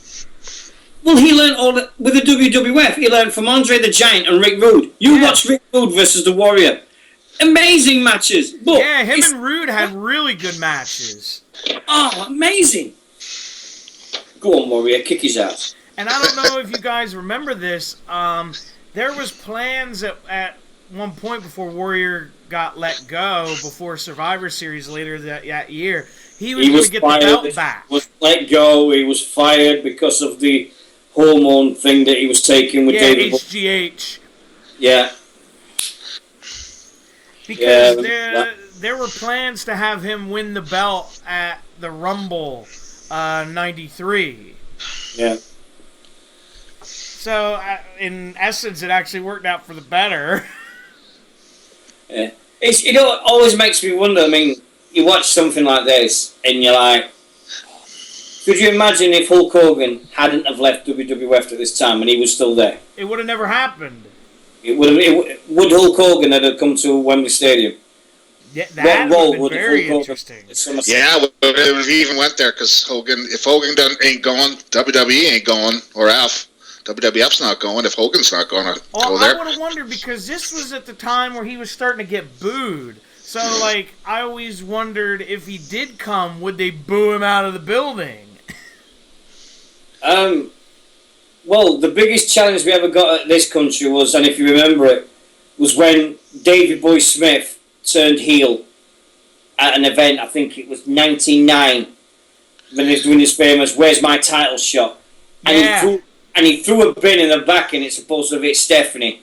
And he came out and said, "I don't give a damn about my country. I don't give a damn about anybody here in this thing." And remember, Lance, when George Smith said it, it broke his heart saying that. Yeah, he didn't want to do it, and he had didn't to do it. He didn't want to do anything that disrespected the United Kingdom. He loved it to bits. He worshipped everything about it. And then he had 10,000 people boo him, and he said it always affected him. It always did it. That was towards the end of his, and like he couldn't believe it, and he's like, "Why?" And you could tell he wasn't into it. Yeah, he wasn't comfortable. Yeah, because I can't go say anything bad about Canada, you know. I think the best promo I've seen about Canada, and I've just watched it this afternoon, Shawn Michaels 2005, when he turned bad guy against Hogan, and he went to Montreal. Yes, I remember this. And he cut that heel promo that was out of this world. If anybody wants to be a heel, watch that promo. And then I remember at the end of the show, he went and put Hogan in the sharpshooter. Yeah. What is like, it? Oh my God. Can you remember? I mean, I know there might be, but why is it everything was neon colours back in the early 90s? I mean, you got lime, orange, pink. Dear me. Were you wearing these colours, Lance? God, no. You know what's funny? Our Canadian Football League back then, they expanded. They had 4 American teams, and it lasted for about a year. And one team, I can't remember, I think they were the Sacramento Gold Miners. They were neon green. Oh, my God. Yeah, if you look it up on Google, they got to be, the ugliest uniforms ever. Even worse than those Seattle Seahawks ones. Seattle Seahawks had the worst neon ever. If you look at these ones, you know, because their pants, their helmets, everything. Oh. They didn't have to turn the lights on in the stadium. This always made me laugh when the Warrior did this, where he would hold on to the ropes and like keep kicking Macho Man. Yeah. It was knackered. It just ran about 200 yards from the entrance to the ring. Yeah. Why are you running to the ring? Because it's my neck. Oh no, you won't do that. You'll be tired. And you can say, "Oh yeah, well look, I will work it. And sometimes he'd run around the ring 3 or 4 times. He looked like Macho Man was originally trying to throw him into the ropes like he just did, and he botched it. Yeah. Botchamania! The greatest show ever We got a new one for you, Botchamania. If anybody's not know what Botchamania is, go on Dailymotion and look for Botchamania. It's the best videos you've ever seen. I am not joking. They are superb. The gentleman that does it, Matthew, he's a legend for doing that. He just did it off his own back, and now everybody loves watching his Botchamania. He's even got British wrestlers started watching it going, as soon as they'd finished their matches, and afterwards you're talking to him and he went, "Did you see me fuck up?" And I went, "Yeah, why?" And he went, "Oh, it's going to be Botchamania, innit?" And I went, "Why'd you say that?" He goes, "He was here, weren't he? Botchamania guy was here." Did you get a hold of him, Dino? Back, he was supposed to come on your show, wasn't he? Yeah, he didn't want to do it. He didn't want to do it, so I let him be. But I'll see him one day, and I'll just say, "Oi, bitch, come on, get on my show." Yeah, you could have got 4 more people to watch his show. Yeah. Yeah, I was going to say, the spot where Savage clotheslined Warrior outside, I don't ever remember him taking that. Yeah. I didn't mean that as an insult, Dino. I meant you meet Nixie and Mike as 4. Yeah. But we're already in there, aren't we?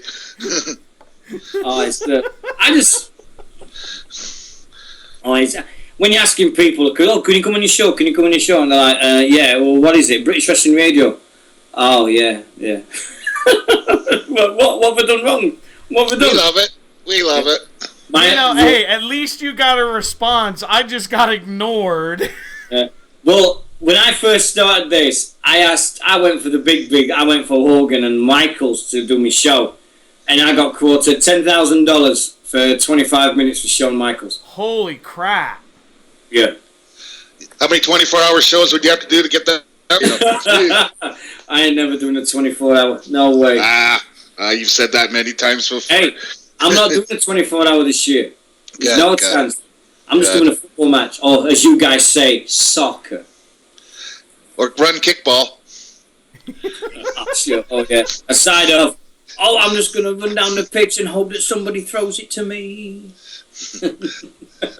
I like soccer, though, football. It is a great game because, all you need is a ball. Yeah. Hockey, you need ice. Sticks. I knew there was something I forgot for this football event. I knew there was something. Footballs. That's what I need for the event. I forgot. Yeah, that might help, eh? Yeah, that's the most important damn thing. I'm like, I've got everything else sorted. I've got all the things on. I ain't got footballs. I'm like, I've got to get footballs. Oh, bugger. Definitely need a couple just in case one pops. You never know. Well, I'm going to have one for each of the games, I think, and then just get them all signed by the players and then auction them off after the match. There you go. That's a great idea. Oh, my God. I think Warrior was really tired here because when he just, bear hugged him, he kind of, threw him around and then just threw him on the ground. I think... Like Dino said, he ran all the way out there. I was just going to say, he had to be gassed. Yeah, he had to be. I mean, look. And it was an effort to get him up. And Macho Man's not the biggest guy. And no, he's not. He's not very big at all. Considering the guys back then were usually 300-plus pounds. Minimum, yeah. Watching Earl Hebner as well. It's like, bitch. What happened to Earl Hebner, eh? He's in TNA now. Is he still there? Oh, dear. I have no clue. I haven't watched TNA in a year. Is that Total Non-Stop Action Wrestling or NXT? Yeah, really. He got into their Hall of Fame, I think. Oh my God. Oh. You're getting into the Hall of Fame for screwing over Bret Hart at a pay-per-view. In a different company. Yeah, that's crazy. I can see Sting being in the WWF one because he's been everywhere forever. But Hebner, I guess it's their Hall of Fame. They can put whoever they want in it, right? Yeah. I can see, Ric Flair should definitely be in the... No, not Ric Flair. Sting should definitely be in the TNA Hall of Fame. And yeah. He is. It was the first one. Yeah, somebody maybe like Abyss. But, I don't know. I don't like when they put people in the Hall of Fame that are still working, Kind of... Ooh, that's a big spider. I gotta kill a spider. Got him.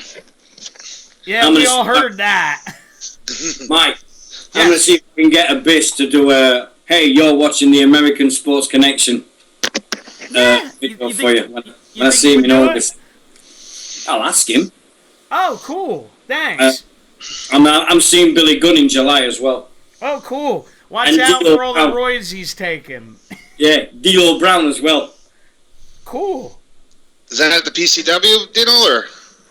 No, that's Southside. Oh, Southside. Because if you remember, Billy Gunn got fired for doing massive amounts of steroids. But just lately? Yeah, within the last year. Oh, yeah. No wonder he looks so good still.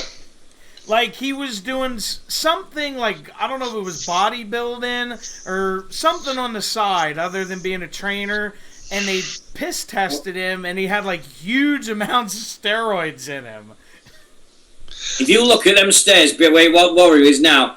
There's a kid. Look what he's doing with that finger. He's going, and his the finger's pointing up as if to go, screw you. Yeah, I saw that. Now I see it.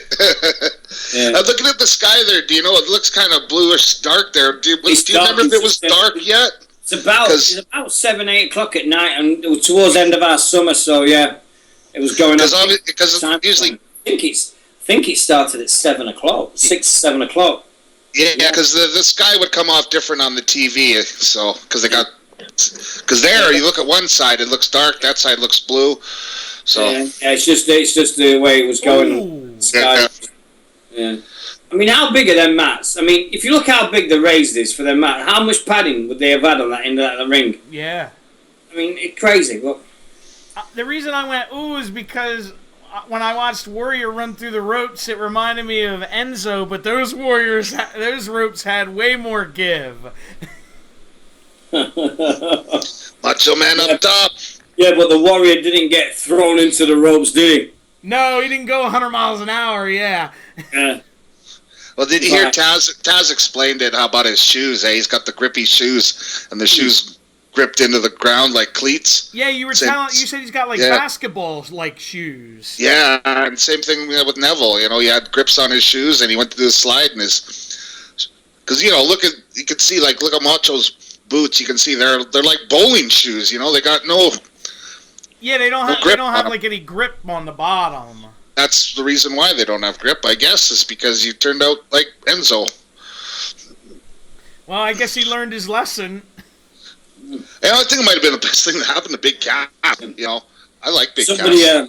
Did you hear somebody doing a parody of his entrance now? They're going, "My name is Enzo Amore." Oh no. But I agree with you, Lance. I think Big Cass has money written all over him. Oh. Especially a big guy. Vincent is big guys, right? Well, and he can talk, too. And he can work. Yeah. And he fit right in on Monday. I was thinking, and he just fit right in. With the with the... New Day. Yeah. It was like, wow. Here they come. The man, Ric Flair...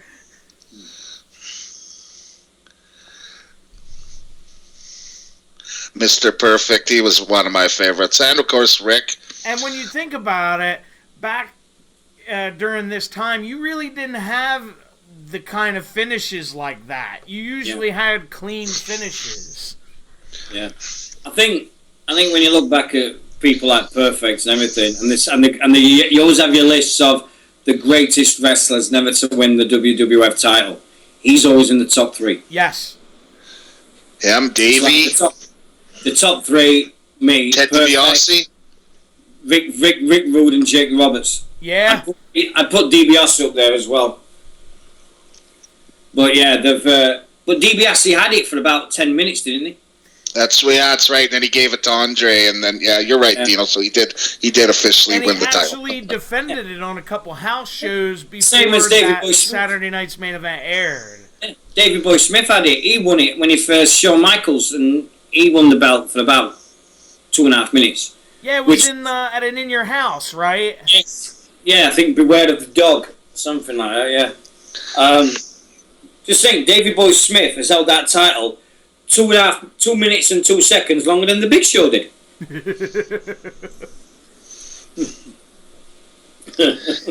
Oh man. Oh, that's a nasty double clothesline. Yeah. Don't you love Warrior selling where he's like trying to jump up in the air and then he just flops back down? Hey, nothing wrong with that. I used to do that playing rugby. Yeah, no, it's cool. When I used to fake injury, I used to go, and you start shaking and all that. I mean, mate used to go, oh, God, he's doing his Warrior bit again. No. Where his paint's all falling off. Yeah. Yeah. You think he did his own paint, or you think somebody painted him up? I think he did his own. Yeah, because I think they showed him on one of the WWE shows of him doing his own paint. Yeah, I believe you're right. I think at one point he actually had these like stickers he put on his face. Big stickers. Oh, wow. Yeah, that was just for a while. It was when he was WWF champion and he did Brother Love. Oh, there goes Perfect. Yeah, there goes Perfect tripping him. And it come out with just this tiny Warrior symbol on on the side of his face. Yeah. Or when he put his Warrior symbol on his chest. Do you know this bit? I had so much abuse from Macho Man fans. I'm like, all of us that were Warrior fans and everything shouting Warrior, and then they went, Warrior's a bad guy, boo, and I'm turning around and I went, what are you having to go at me for? He's stopping in the ring, it's not me. And we all like having to go at each other there. It started with Macho fans and Warrior, because they thought that the Warrior had become a bad guy. And I'm like, so? Everything. And then all of a sudden it just changed the tune and Perfect did it on the Warrior. And just remember, 2 weeks after this, a very, very significant moment happened in WWF history. Bret Hart won the belt. Oh, sorry, Ric Flair got the belt off of Macho, and then Bret beat Flair. Yes, you're right. Yeah, because I remember I was like, damn, Bret's the Intercontinental title. That's it for him. Little did I know. There was a reason they got the belt off him, because they wanted the big belt on him. Was it? I mean, you didn't hear about somebody that, I mean, at that young age, well, when Bret was like, he was late 20s, early 30s? Yeah, that's young for being a WWE champion for sure. Yeah. I mean, you'd gone from Hulk Hogan in his early 40s, and you got Ric Flair with white hair, and all of a sudden you got this young-looking guy or everything who could actually wrestle as your champion, and it just seemed crazy. And then they just went, "Oh, we're going to go with this new generation." By the way, Flair, thanks to everything what you've done for 2 years, but you're not going to do anything anymore. We're going to go with the younger youth. And well, that same shoot you were talking about where Bret talked about Davey, he was talking about that and how he thought he was getting fired. And he went in to talk because he changed his plane ticket, and Vince said specifically nobody's allowed to change their plane ticket. He changed his plane ticket, and he got called to Vince's office, and he thought he was getting fired. Yes. They said no, we're going with you. Yeah. I remember that. That's the same shoot that he buried Ric Flair. What a shock. Buries everybody, doesn't he? You know, he's one of my favorite of all time, but Jesus, he's grumpy fuck. Did you guys hear Jericho's podcast with Smith Hart or whatever, the oldest brother? Yeah. He told his story about he was at Stampede Wrestling and he had some magic mushrooms. And he pulled them out of his pocket, and he was talking to a different wrestler. His dad snuck up onto him and goes, "Oh, you got some mushrooms there." And he grabbed a bunch, thinking they were just normal mushrooms, and ate them. That's funny. He said his dad was so fried for like 5 hours. Well, there goes the ref. Yeah, another ref bump. I think this is the last time we all saw. I mean, we had Macho. We were supposed to be the Ultimate Maniacs in the next Survivor Series. Yes. Ooh, bow driver. Man, he really spiked him, too. Yeah. Well, we didn't have things like concussions then. We didn't worry about concussions, did they? Or no, got your bell rung. Or Christopher Nowalski and all his campaign, did they? No. It's good, though. We don't want people getting no, on the road. No. Of course we don't. They obviously know what they're getting into. Oh, yeah. And this is where Flair cold-cocks the Warrior. Yeah. Genius. It was just great. I was like shouting, I'm going, "You bastard, Flair. Go back, you faggot." I was going crazy. I was mental at this time. I thought it was, I remember, me and wrestling then, it was just same all over and everything. So, and... I remember watching this again. I had it on tape, and I watched it, and then I watched it with my old granddad. And he liked Warrior. And when Flair brought out, as he called them, knuckle dusters, he jumped out of his seat. He hit him with knuckle dusters. It was funny. That's hilarious. Yeah. Well, my granddad, he loved his wrestling, and he was the meekest, mildest person. I've never seen him mad in his life, except the one time we're watching wrestling, and my mom said, "This is fake," and my little granddad jumped out of his chair and he almost hit the roof. And my mom's eyes were shocked because she's known him forever. Like, this is my dad's. My mom used to watch all this. I mean, she had no choice. We had one video recorder, and I used to put it on. Used to get the latest Silver Vision video cassette. Now, here's something you never, hardly ever saw, was a guy kicking out of somebody's finisher. Yeah. Well, remember, but that's only because it took the ref so long, right? Well, but remember, he took 5 elbows before at WrestleMania 7, and he kicked out of that. So, It just takes one. No problem. Yeah, and a brass knuck shot. Yeah, no sell. Not selling. This is Also, where Cena and people- Roman got it from. Yeah, But you I know- was just going to say back then you never ever saw that. Yeah. The thing that is me is people forget is the biggest ovations for this Dave's F I can remember was Davey Boy Smith was number 1, Brett was 2, Rowdy Piper coming out and playing the bagpipes was amazing. Yeah, I forgot about that. He did that. Yeah. I think I remember, and then you had these two guys and everything. It was just that the fact is you could have put, and I said this years ago, for SummerSlam 92, you could have put 2 dollops of dog shit in that ring, and 80,000 people would have cheered it. Were you going nuts here, Dino, when the Warrior was making his comeback? Mate, I was running the aisles doing the moves with him. I was literally pumping myself, going crazy at this moment. Because I was just like, this is me. This is what I've waited for. And I was seeing the Warrior live. So, to me, it was just fantastic. It was amazing. Warrior and Macho Man, Macho Man probably brought out his best matches. I was going to say, because they had really good chemistry. Yeah. Oh, they were genius. The WrestleMania 7 match will always go down in folklore. This will go down. That was that the retirement match? Yeah. That one I was so, because at that time these two were my number 1 and number 2, and it was like, oh god, because Macho Man was my number 1 forever. I Still think is. it's hilarious that Perfect tried to swipe his leg Yeah. and completely Missed. misses. Yeah, missed it by a mile, and then he got flared with a chair. He's like, So- all right, I got your back. Hold on. Oh, the referee missed it. Imagine that. The horror. The blind Oh. referees.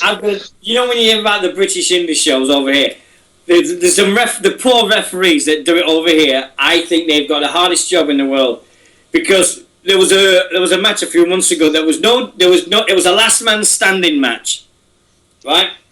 So no countouts, no DQs, nothing. And both wrestlers, Joseph Connors and Styx, is out the ring. And the referee's counting. 1, 2, 3. And I went, it's a no last man standing. And he went, what? And I went, you can't count them out when they're out the ring. And he went, oh yeah, forgot that. And Yeah. he was just counting them out of the ring and went, no, they've got to be in the ring. In the ring. And he got one of them on the floor and he wasn't counting. And we said, Wow, it looks like he actually kicked Perfect in the face. yeah. He never held back, did he, Macho? When he kicked you, he'd kick you. Well, and what's funny, when I was a kid, because I was 92, I was like 9 years old. Oh. And you're watching this, and the Warrior's out cold, and Macho Man's like looking around. I was like, what the hell are you looking around for? Pin him! Well, everybody in the crowd was going nuts, going, don't do it. Don't do it. Everybody was going crazy, just screaming at Macho, don't do it. And look, you wouldn't get that now. You wouldn't get that type of storytelling now. You didn't. There you go, and Flair whacks him with a chair right in his And that's knee. when he costs him the belt, because that's when he did his knee, his knee and his knee, and then he defended the belt 2 weeks later, and he put him in a figure 4, and he passed out, and that's Yeah. when Flair won the belt. So you say Macho Man legit hurt his knee there? How quick is he counting? Look at that! How quick is he You're counting? saying that Macho Man legitimately hurt his knee there. Yeah. Yeah, okay.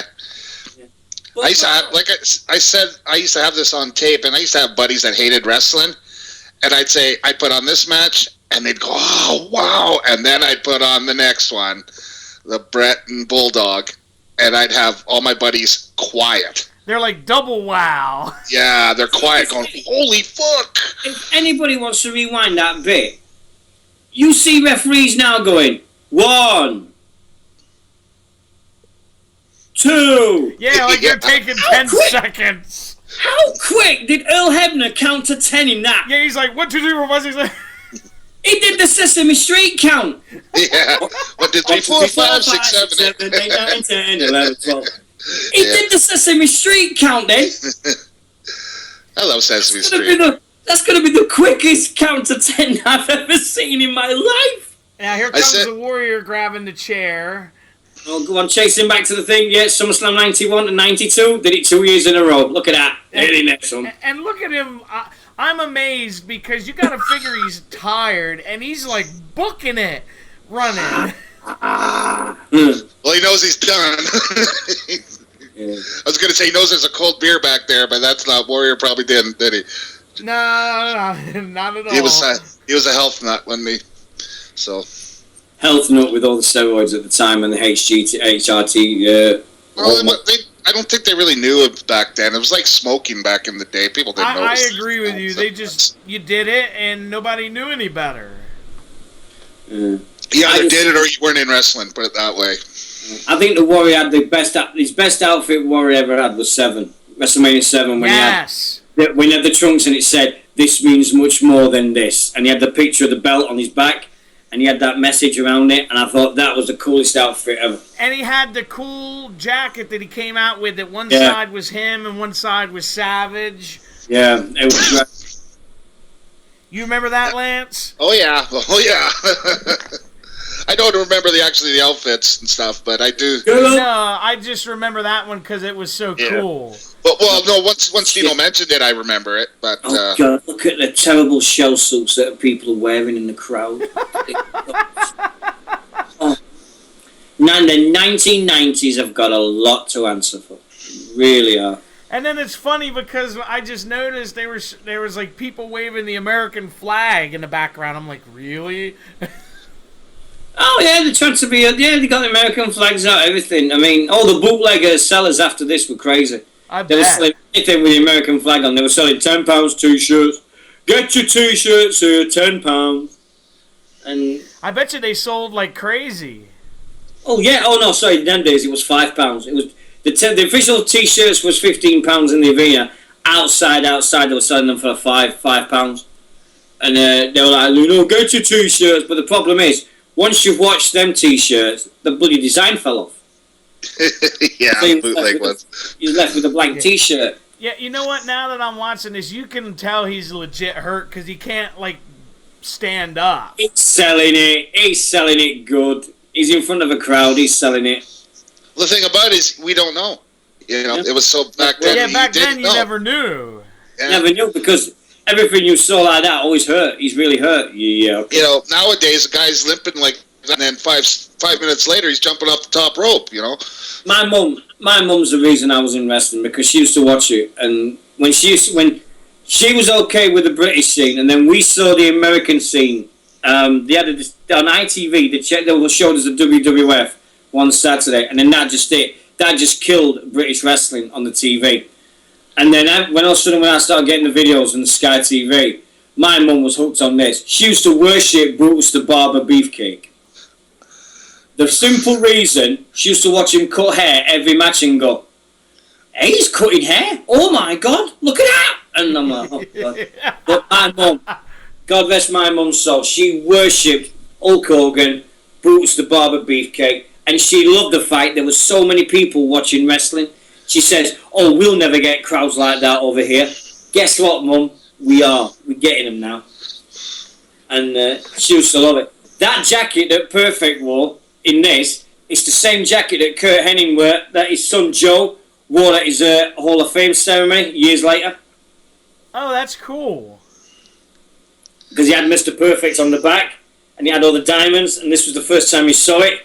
But then he had, and then Perfect, and then his son, Axel, all that now, and Curtis Axel, and he wore it at his dad's Hall of Fame ceremony.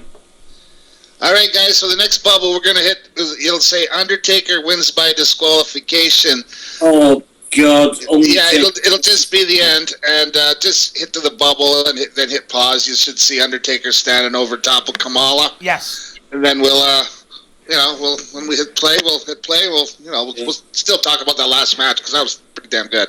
Yes. I think. I'm sure. What would you prefer, Ric Flair?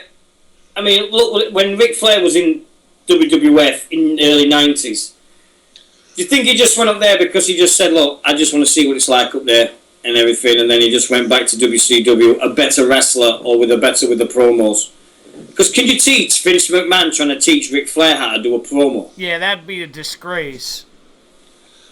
Well, one thing Rick was definitely one of the best at was his promos, wasn't it? Yeah. I mean, it's just one of them. It's like, there's a guy over here at the moment, he's called Joseph Connors, and he's golden. He can get so many people hating him just by even just opening his mouth, just about 5 words, and he has the whole place hating his mouth, his guts. It's amazing on the mic, is Joe Connors. Yeah, that's the guy I seen. Dino turn on his partner, right? Yeah, that's him that he bit slashed over his belt with. Yeah, they've just got back together. Okay. So, you know, it was like, you could have heard a pin drop when that happened. Yeah, it's like... It was like, what the fuck? Well, they're tag team for like 3 years and something like that, and they split up when I was there. At least I got to see it. Yeah, and then he's just beat him on the back with a belt. And man! Yeah, you sent me that the link of that, Lance, on YouTube. Yeah, and there's no faking that belt slaps. Whoa. when we hung around afterwards, and Paul and Joe came out. And I just said to him, I says, how's your back? And he says, well, have a look if you want. And they showed us his back, and they were like, oh, wrestling's fake, my ass. Look I at think that. the funniest thing about that, Dino, is they couldn't decide who was going to turn on each other. Yeah. So they flipped a coin. It's like they both wanted to be the bad guy. They said, screw it, let's flip a coin. Flip the coin. Yeah, that's how they did it. Yeah. Because Ben, the promoter, said, look, I want one of you two. We're going to split you guys up. Somebody has to be a good guy. Somebody has to be the bad guy. And both of them went, oh, let me be the bad guy. Let me do it. Please.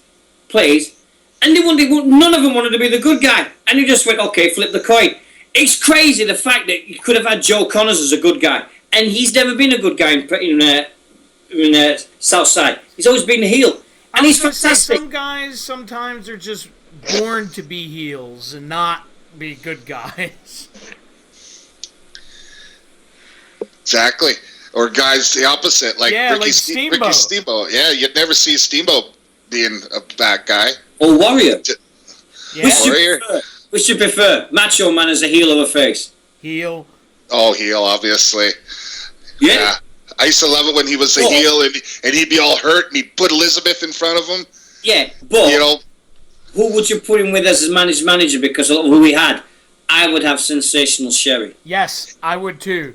Yeah, definitely, because she could do stuff in the ring. She could help him, where Elizabeth could just stand there and look pretty. Yeah, like she would throw him like the scepter, and he would whack somebody with it, or.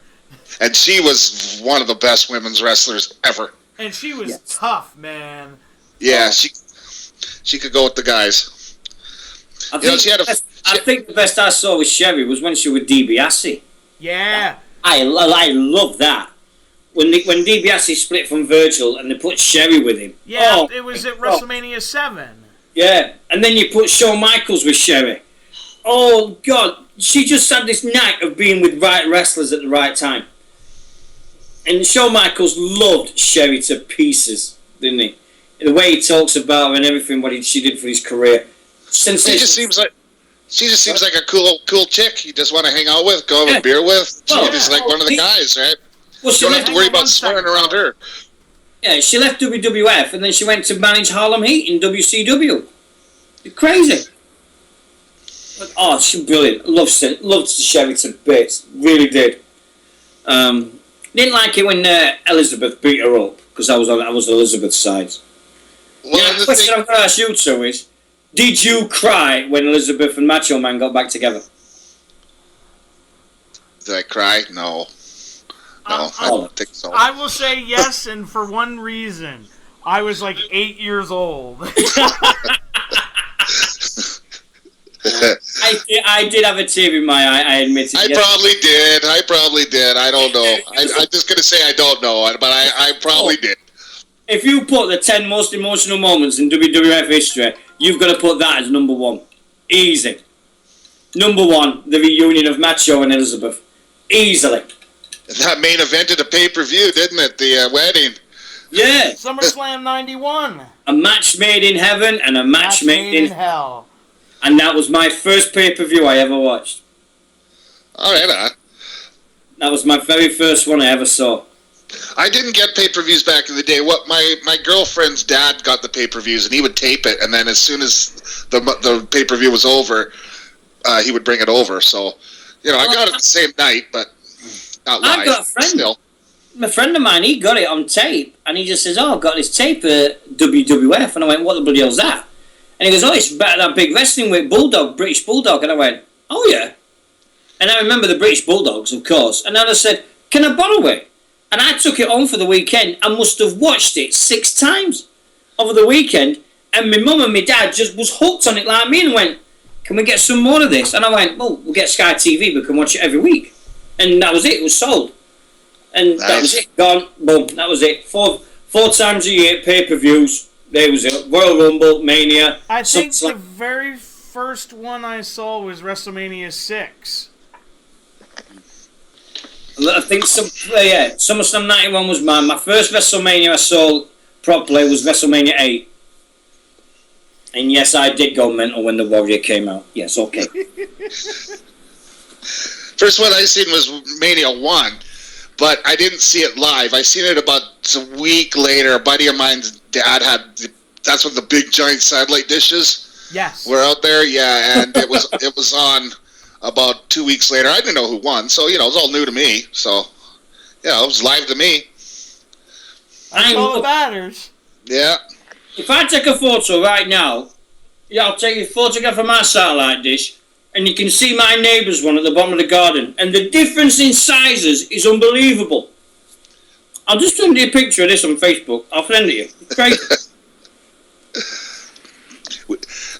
My parents hated wrestling, but we got it free on TV. So, well, what's funny? The first pay-per-view I actually my parents got me because back then our cable company didn't have. I'm sure you guys remember the big friggin' boxes. You had to go to the cable company and be like, "Hey, I want to get this pay-per-view," and they give you the box, and you'd have to. Oh yeah, I remember those. Yeah, the first one we ever got was SummerSlam '91. What was the Mania with Rock and Hogan? 18, 17. I paid $290 for that pay-per-view. Woo! By accident. I was working out in this little town called Onaway, Alberta, and there was a bar, and I said, "Hey, you guys gonna play the pay-per-view?" And they're like, "Well, we could order it if you pay for it." And I'm like, "Well, whatever. It's only $30, and I was making good money." And I'm like, "Sure." So I ordered it up, and I watched it in the bar, and there's a few people in there, and anyways, I lived upstairs. I get a bang on my door the next day. It's the landlady, the owner of the bar. She goes, "I just got my bill. It was $290. They charged her that much because it was a bar, not because it was a home, like somebody's home. Because it was a bar, they had to pay that much." And I'm like, "Well, crap. I gotta pay it. So I was making good money at the time. So yeah. But it was definitely the most expensive pay-per-view I've ever paid for. That's crazy. Yeah. All right, should we get on to the last match, guys? Yeah, let's get her done. Okay, let's hit play that right now. That should be This is Undertaker when he would no-sell. Yeah. Yeah, so this should just be the end here. And Kimchi attacking him. The old Brooklyn Brawler? Yeah. Is that who that was? Sometimes. Sometimes it was Brooklyn Brawler. Other times it was, what's that other guy's name?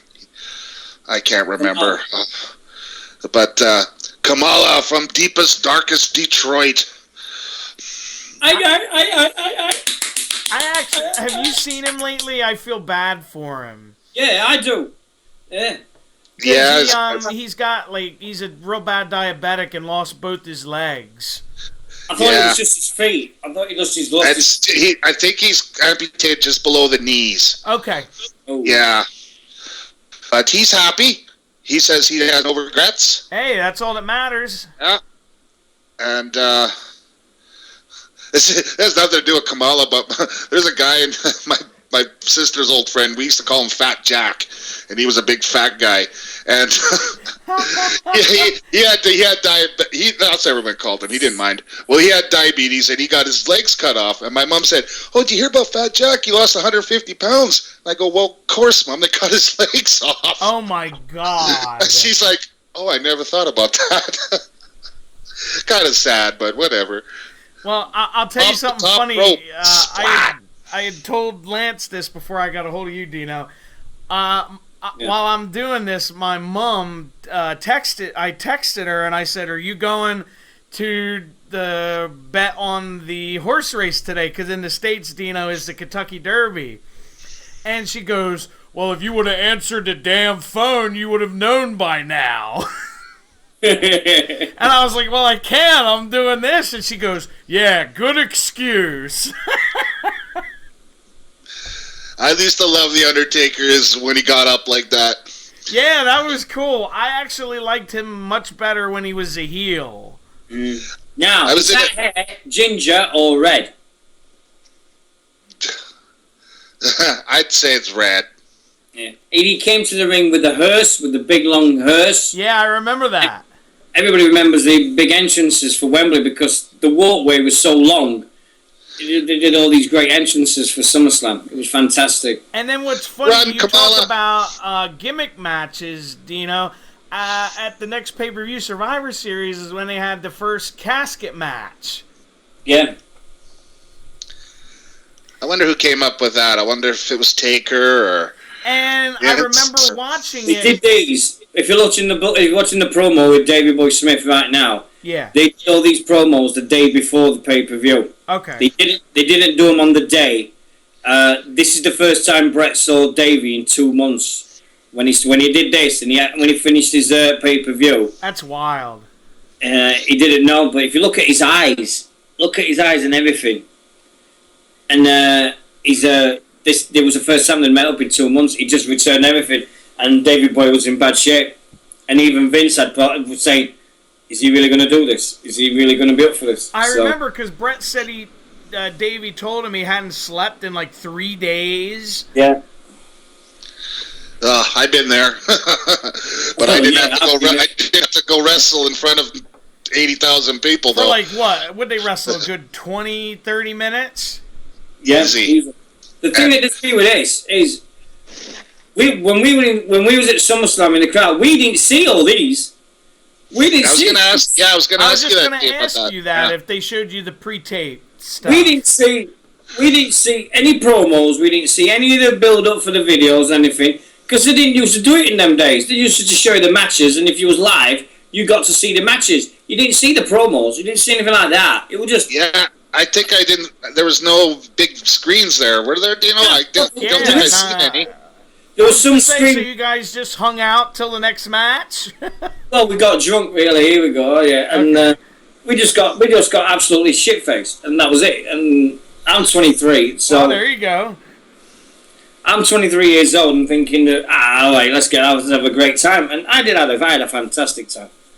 Got back, had loads of souvenirs, which I didn't expect because of the extra money that I acquired from all the face paint. But I just loved the whole day. I know it was an experience. It was something that we could say from that day on. It was like, we've been to a SummerSlam.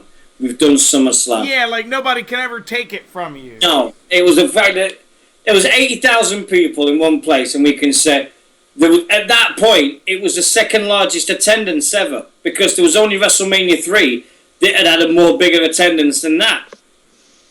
And you got to see one of the best matches ever in WWE history, this one. Yeah. I think so. And then you got to see a great Warrior Savage match. Yeah. And don't forget, I'm getting to see Virgil and Nails. Push versus Repo, man. And the Beverly... and the highlight of the whole day, we got to see the Beverly Brothers. Was Lanny Poffo still with him? Yes, he was. Yeah. That's funny. There you go, Lance. Start off early. Oh, that's number 4. Hey, but at least you could control yourself. Yeah, you said your one buddy was. Oh, wee. Well, it was funny. I was telling you about it outside there when Nixie was counting my beers, and then she said, "Oh my God, you've had like 13 beer and you're totally normal." And I remember what you told me. You said, "Well, I've had however many years to practice." Yeah. She even bought me a couple. No, that's cool. Yeah. Well, I didn't want to get up and get one since she was going to take a wee, as she calls it, or whatever. So, Hey, here you go, Dino, with Hot Rod. Yeah, the famous bagpipes, yeah. I think So this was cool, and then, I don't know if you guys remember, he, like, disappeared for, like, a year and a half after this. Yeah. Yeah. is this around They Live, maybe? We went to go do the movie? Might be, yeah. Maybe. One of my favorite movies of all time. Yeah, it's so bad, it's good. Yeah. So those are what, beef eaters, Dino? Is that what they call those guys? They're the Scottish bagpipe players. Well, Okay. Oh, yeah, Scottish. Yeah, Scottish. But they all wear the same hats. Or as Bobby Heenan said, they got big hair. Yeah. And I remember Bobby Heenan always used to call them skirts. So you could hear them bagpipes then, Dino, obviously. And, yeah, we could hear them. I mean, we had a lot of... we all went crazy when Hot came out. Because he had the Scottish... He had a bit of Scottish in him, which... he had at the time. Everybody said he was Scottish, but he wasn't. Yeah, he's from Winnipeg. Yeah. This was the closest he'd been to Scotland ever. He went to London and we WWF, and this is the closest he'd been to Scottish. So. Yeah, because this is the first time I think anyone had seen him since he lost the title to Brett at WrestleMania. Yeah. Yeah, it was. That's another guy that should be on the list that never won the title. Oh, yeah. Big time. But he didn't need it, did he? No, he really didn't. But, like, when I went back and watched his heel work before WrestleMania 3, I'm like, my God, he's such a great heel. Smashing the coconut on Jimmy Snuka. Oh, man. Oh. And then him and Cowboy Orton held the one midget up and cut his hair. Yeah, the Piper's Pit was one of my favorite parts of the show. Yeah, well, that's what they've basically done. Every talk show is basically come from that. You know that they do, because that was the very first one. Yeah, they had the Snake Pit and the barber shop and the flower shop. And remember Shawn Michaels' awful one he had in like '95? Did he have one? Yeah, it was some awful thing called the Heartbreak Hotel or something. Yeah, I remember that. Oh dear, that was awful. Oh, that was disgrace. Yeah, there's Davey Boy's wife. Yeah, Diana. Who got divorced from Davey Boy before he passed away. Yes. I remember I was reading one of his last matches, Davey Boy was with his son. Yeah, Harry, yeah. That's on YouTube somewhere, if you want to watch that. I think I told you guys I met Davey Boy like about 5 days before he died. No, I don't think you ever told me this. Oh, I was in Kelowna doing my welding school, and he was on vacation, I guess, in British Columbia, and I'm at the bar with my buddies. I look over, it's during the day, and we're having lunch, and I go, oh my God, that's the British Bulldog. And I heard him, yeah, that's the British Bulldog. I said, I gotta go talk to him. I gotta go talk to him. And I was just about to get up and go talk to him, and the waitress brought him his food.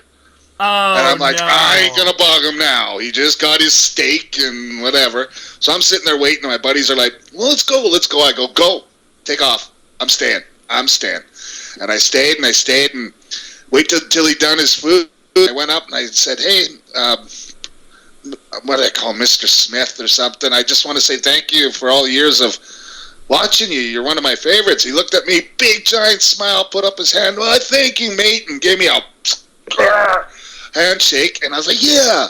And then, like 4 days later, I seen on TV he died. Wow, he died but that's a cool down the road. moment. Yeah, but it's a cool moment. But also, like he looked like a.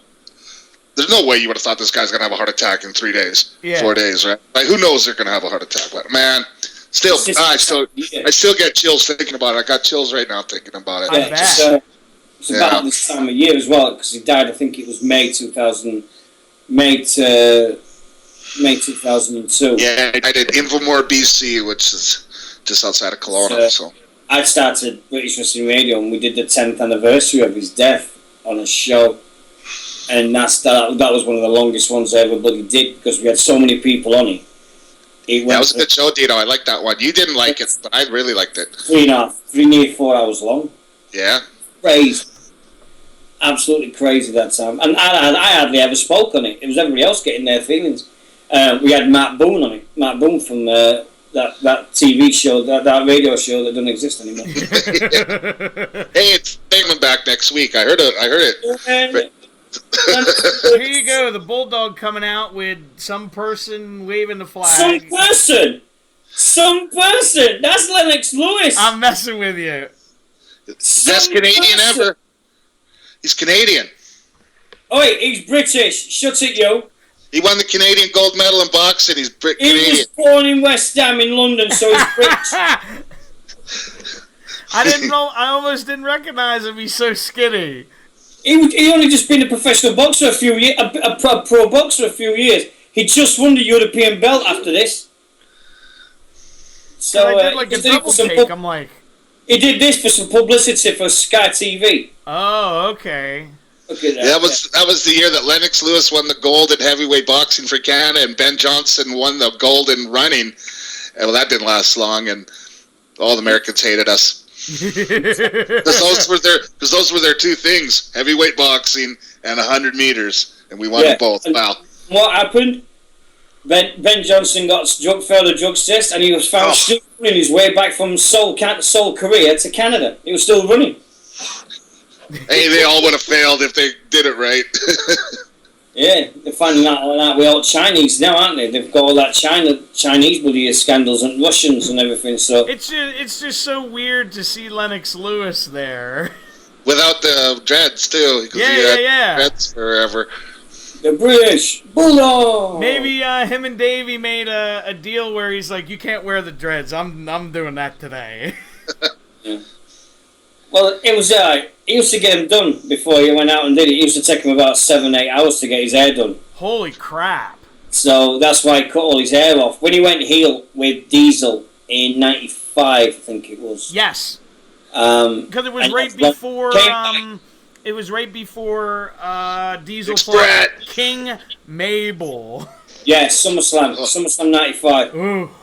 And then. Oh, I'm not telling you what I was doing at this moment. Yeah, I'm sorry, Lance. Here comes the Hitman. Yeah. I wanted to punch that kid so hard. I really did. You know, you're almost always getting fights in everywhere you go. I'm in one of them. I'm like, hey, there's the kid that was at the beginning that said Bulldog's going to win whether he likes it or not. You know, them foam shoulder pads that didn't fit any kid in the world. I'll tell you about the braid things there. This is a few years back. It was back when, I don't know if this was a fad where you guys were, but guys with long hair would have maybe 4 braids on one side. I don't know why it was. Like the dreadlock things with the beads. And my girlfriend did it, and she did 4, and it took her an hour. So I can imagine someone doing his hair. It just sounds hideous. Yeah, it was. Well, man, it was the 90s, man. Everything in the 90s was hideous. You got a point. And wow, we have Gorilla Monsoon's son as the referee. Is that who that is? Oh, yeah, Joey Marella. Yeah. His name, yeah. And you know what sucked about the beads is if you swung your hair too much, sometimes it'd come around and smack you in the mouth, the bead. It sucked. I was going to say, or whack you in the eyeball. Yeah, but my girlfriend liked it, so whatever. Now, this was always cool. When he used to give when he used to give like the glasses to a kid. Yeah, that was always cool. I like But that. then that kid became the most unpopular kid in the all 80,000 people there. Yes. Everybody else was a Bulldog fan, and now he was wearing something by Bret Hart. And it And was then like, he got booed. That kid's obviously Canadian because the guy beside him's wearing a Toronto Blue Jays hat. So that kid's obviously and Dad came from Canada to watch this. Okay. Maybe they're Brett's friends. Brett was telling in one of his videos there that when he first started to do that, because he just got out of the Heart Foundation, he tried to give glasses to kids and they'd run because they thought he was the bad guy still, right? That's funny. Trying to get rid of my glasses, no one wants them. I remember, and you guys probably do, Brett talking about this match that Davey Boy, what happened was he took Davey Boy over, like, in one of the first, like, spots of the match, and Davey Boy kept saying, I'm fucked. And he's like, why? He's like, I don't remember anything that we talked about. Yeah, Brett was saying that, you see him talking in this match, and he says he had to, because he had to basically walk Davey Boy through it, but we didn't see it, did we?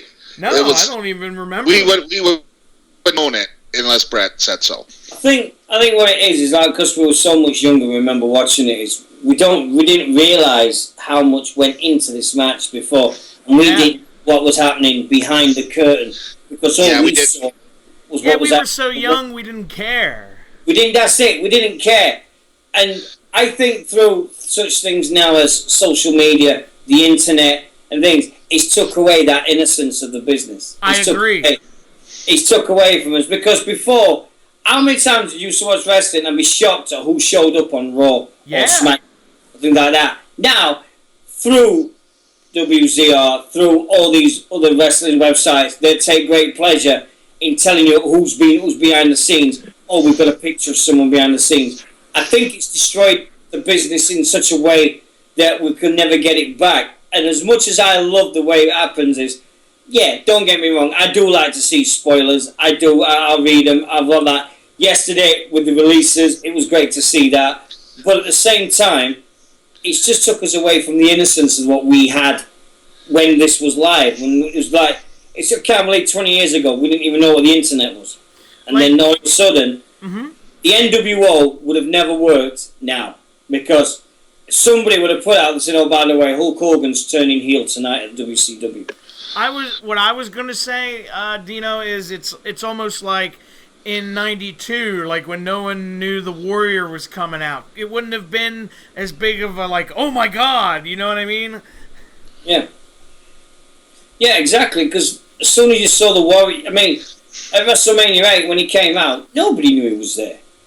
No, I think the last time I was genuinely shocked watching anything in the, that's one of them, that's for ignoring me for 2 months, you bastard. The reason I said ooh, you guys, is because it looked like Bret Hart really laid in that elbow. Yeah, it's saying to him, that's for ignoring me, and that's for missing that phone call, you bastard.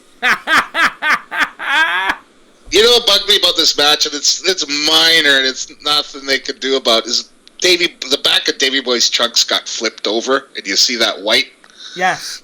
That just, it's small. It's nothing he can do about it, but that's probably because he was a little chubbier, I guess, from not working out, and... Yeah. I don't know. Well, if you look at the ties on his left leg, he got these laces, and if you watch it throughout the match, his side of his trunks bust, because his legs were bigger than when he got fitted for them, he was fine. But then when it came to the match, he was just that bit bigger. There's Diana, looking all worried. She was the only one that was... Do you know what always should make me laugh? She's the only one that wearing gloves. You're right. It's the middle of summer in the bleeding British Isles, and she's wearing gloves. I was going to say, is it really that cold there? Well, when it gets to night time, it can turn cold, but dear me, do you really need to wear a big jacket and gloves? She's from Canada. She's up Calgary. Exactly. Damn cold there. I think it's part of her cowboy outfit she's wearing, her leather cowboy jacket. Yeah, because I was going to say, I didn't think it was that damn cold in August there. We do have nice summer days, very, very, very rarely. It was nice when I was there. It was shorts weather. Well, there you go. Well, for me, everybody else was shocked. The match itself, I think it's got to go down as one of the greatest matches in WWE history. Yes. I agree. I think it is my favorite. It will always be that. It defied. It's the. I mean, speaking as a Bulldog fan and worship the guy with Granny Warts on. This is Davies' pinnacle moment. What he did. This is the one. He always wanted to headline a pay-per-view in his home country, and he had 80,000 people there to see him do this. Yeah, and he was never going to be able to go any higher than this. No, the Intercontinental title was his. That was it. That was the way it was going to be. He was the first. It was the first European champion. Then he had the hardcore belt, which he gave to Al Snow. He basically did everything except the big belt. Yeah. Well, you guys know the Intercontinental belt back here, and this time was important. Now it's nothing. No, but back then it's just. I think you're exactly right. I think the IC belt then meant more than the world title, because when you watch these, I think it was through Brett, Perfect, Rude, Bulldog, Michaels, Ramon, and all them. You knew you was going to get a great match. Yeah, it was basically the working man's champion. Yeah. Exactly, I was just going to say that. Yeah. And you know how they were saying, Davey was a little out of shape or whatever, a little tired or whatever, and it's still such a great match. Imagine if he actually put his time in and was a little more fit. But drug addiction is a different. I've been there. You don't care about anything but it. That's definitely. I think it's nice to look back, but also say. I mean, when speaking as a Brit, it's like everybody says, "Oh, we should have a pay-per-view." It's never going to happen. I've accepted now that this was our WrestleMania moment. This was us. It was the night that we had 80,000 British people there to say, "We like WWF. We like WWE. We come to see this." Never say never. You never know. Lance, it'll never happen. Yeah, I don't think so either, but I hope so. When you've got places in America now that are holding 110,000 people, and you've got places like that where they can go and they've never been to, and you've got new stadiums coming up, like you've got Minnesota, you've got all these new other places that's coming up. True enough on that. And you've got Los Angeles coming, and then you've got this new arena that's supposed to be coming at Las Vegas. We've got no chance. There is no way Vince McMahon is going to lump all that equipment, everything over here, and set up Hall of Fame, everything over here, and say, we're going to have WrestleMania in London. It's not going to happen. I'll say it now. You can see Brett talking to him right there. Yeah. Yeah. I was going to say, I read rumors that they want to have WrestleMania back in New York after this coming year. Then, Rygal will be happy then. Yeah, that's what I told him. I said, you better start saving. Oh, just think if Ryback gets released, that photo will be out of commission. Yeah. When Ryback's walking down the aisle and he's got WC Army behind him. Yeah. They'll take it away, you're right. Yeah. Well, Rygal likes to buy all the stuff too. He likes to buy all the merchandise, and that's got to be a fortune. He spent a fortune, didn't he? I think he spent almost $1,000. I think he said in total. Yeah, I think it'd be great to have it. Don't get me wrong. To have Wembley with the sliding roof on it. Oh, what a kick! Ooh, what a kick! Dear me! Talk about laying them in. I just this is like, was this the highlight of Brett's career? I know it's the highlight of Davies, but would you say that this is one of them highlights of Brett's career after all he did? Or I'd say top 5, yeah. Is Brett's career going to be done by that night in Montreal in '97? I hope not. I think Brett's match is probably the Iron Man one with Shawn Michaels. I was just going to say that. But this is definitely up there too. Well, obviously, I just said this is my favorite match of all time. Now I'm backtracking. Do you know one of my favourite ones of Brett? SummerSlam '97, when he won the belt from him and Undertaker. And he said that if he lost, he would never wrestle in America again. Yeah. And he won the belt, and then it sets up that there was going to have Shawn Michaels versus Brett at Survivor Series.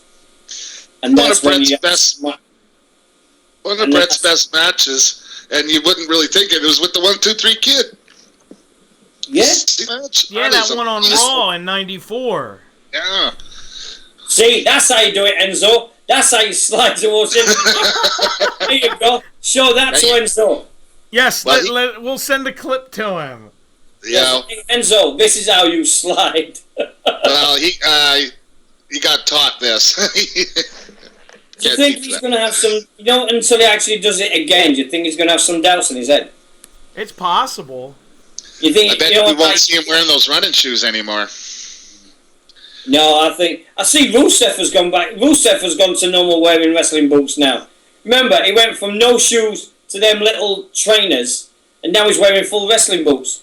Oh. Yep. I remember Brett talking about this spot where Davey screwed it up. He was supposed to catch him. Yeah, and it turned out to be one of the coolest moves in the history of the world. Yeah. All by accident. Yeah. You talk about Rusev, guys, man. He really cut down. He's like lean, and I was like, holy cow. Yeah, I agree. I think Luke Gallows has. I can't believe how much weight Luke Gallows has lost. Yeah. Yeah, he's lost at least 60, 70 pounds maybe, and turned it into muscle. Yeah. Yeah. Can you imagine what CM Punk's thinking now? Hey, Luke's back. We ever think we're going to see him fight, for God's sakes? I've got a question for you two, because I've waited to ask. I've always wanted to ask you two this. Sure. Do we think that we will see CM Punk in the UFC? Considering his contract is up at the end of this year. Wow, it's been that long already? Holy crap. Isn't he supposed to be fighting at some point this year? He was supposed to be fighting at UFC 200. Yeah, and then I forgot he had this surgery on his back. Yeah, he said this. He says, I've had this old injury with my back. So he's been fleecing him for 2 years, saying, "Oh yeah," but because they have his opponent that I can't think of the kid's name. But do you think you will see CM Punk in the Octagon in a UFC event? I'll say yeah. I hope so. I'd like to see it. But I don't think that. I think Dana White are just saying, "What the fuck am I paying this guy for? Get the fuck out." He'll end up Bellator.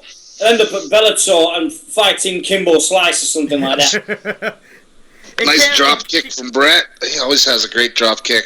It can't be as bad as Kimbo Slice and that other guy that fought. Yeah. Oh my God. Data 2000. Yeah. That guy had 2 heart attacks, died, come back, and he still wants to fight. I was watching it, and they're basically holding on to each other. I was saying to my buddy, all he has to do is step aside, and that guy's going to fall down. He's going to collapse. Yes. I realized I didn't know that he was dying. Well, Kimbo Slice. Okay. That had to be the worst fight I've ever seen.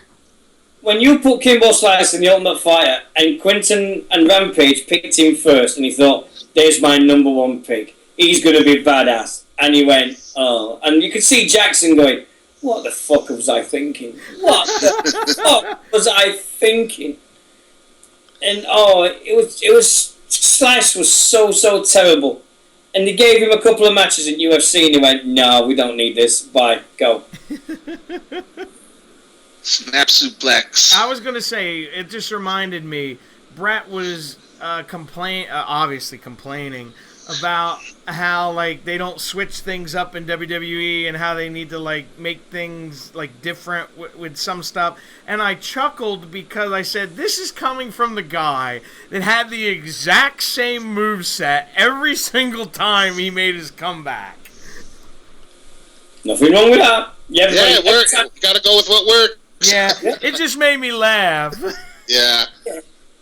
The worst move that me and Nixie always said this. The worst finishing move ever in the WWF or the WWE. Scotty 2 Hot is the worm. Yes. By a mile, because imagine you're the guy that's got to be on the receiving end of that. It's like, yeah, here we go. Slam to the floor. Right, okay. I'm laying here. WORM.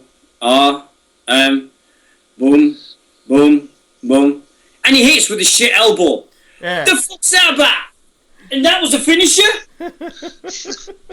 Yeah, I'll just wait here for a minute while you do your stupid little thing. And you could see people like Christian and Test and all these guys going, yeah, here we go again. Oh, we go again. Like, are you at least I'm kidding me? getting paid for it. Well, that reminds me, I don't know if either of you have seen him, but they just changed his finisher in NXT. No Way Jose. Oh, God. I know who you're talking about. I haven't really actually seen him yet, though. Yeah.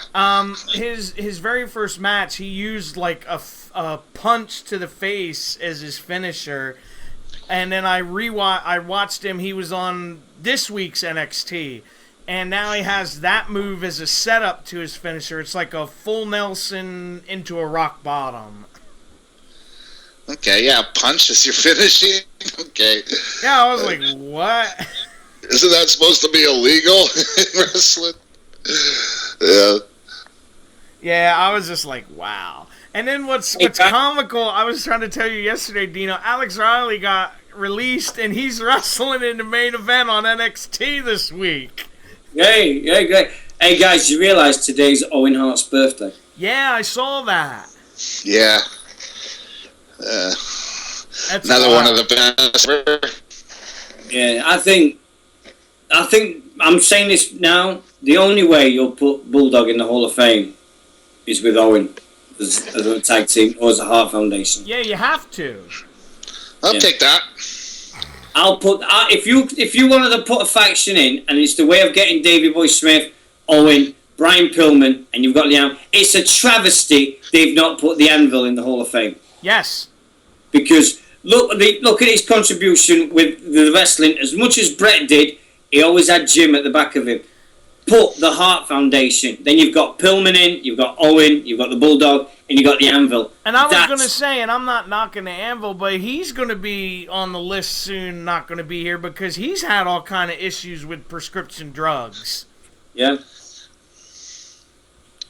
And I think it'd be nice for his daughter, Natalia, to have him in the Hall of Fame as well. Absolutely. Yeah. Do you remember the funny story they were saying about they were in a bar, Brett and Jim, and Vince McMahon was taking all the finishing moves from all the tag teams? Yes, I remember this story. And they got Legion of Doom got him in the Doomsday device, and then you got Anvil pulling on his beard, and Brett's drinking his beer, and then they put him back down, and then Jim's pulling on his beard a bit more, and he turns to Brett and he goes, "Hart Foundation would have done it." And and then they lifted Vince into the Hart Foundation, and he took the heart attack finishing move off of Brett and the Anvil in the bar, and and none of them got fired. Yeah. He was like, "That's all you got?" Yeah, it's like Vince McMahon used to say. Everybody used to say Vince McMahon when he was younger. He was crazy because he used to take all the finishers off all his tag teams and all his wrestlers. He used to say, I want to experience the finishers. And he took all them finishers and he still was as stiff as a board in his matches. Fuck's sake. I know. Oh, man. Yeah. That's where I thought Davey really screwed up and hurt Brett there. Yeah, that's when Davey's like, I'm fucked, mate. Give me a minute. Fucking hell, I'm fucked here. He didn't go right over the top, though. I'm saying this. I don't know if he was supposed to or not, but yeah, it just looked really awkward. That outfit that Davey Boy Smith's wearing there, that is the most downloadable outfit on any SmackDown game on WWE on any other consoles. Oh, wow. If you search the Bulldog, that is the outfit everybody will be downloading. Because as soon as that's made, it's the one that everybody has. And they have that one. Or the classic British Bulldogs look. When you have the Union Jack on your bum, white tights, and blue white shoes. Not his jeans look. Yeah. Oh, God, that was The horrible. hardcore title look. Yeah. Yeah, God. I was going to say, you talk about Owen. The reason Owen isn't in the Hall of Fame is because of his wife, which I understand.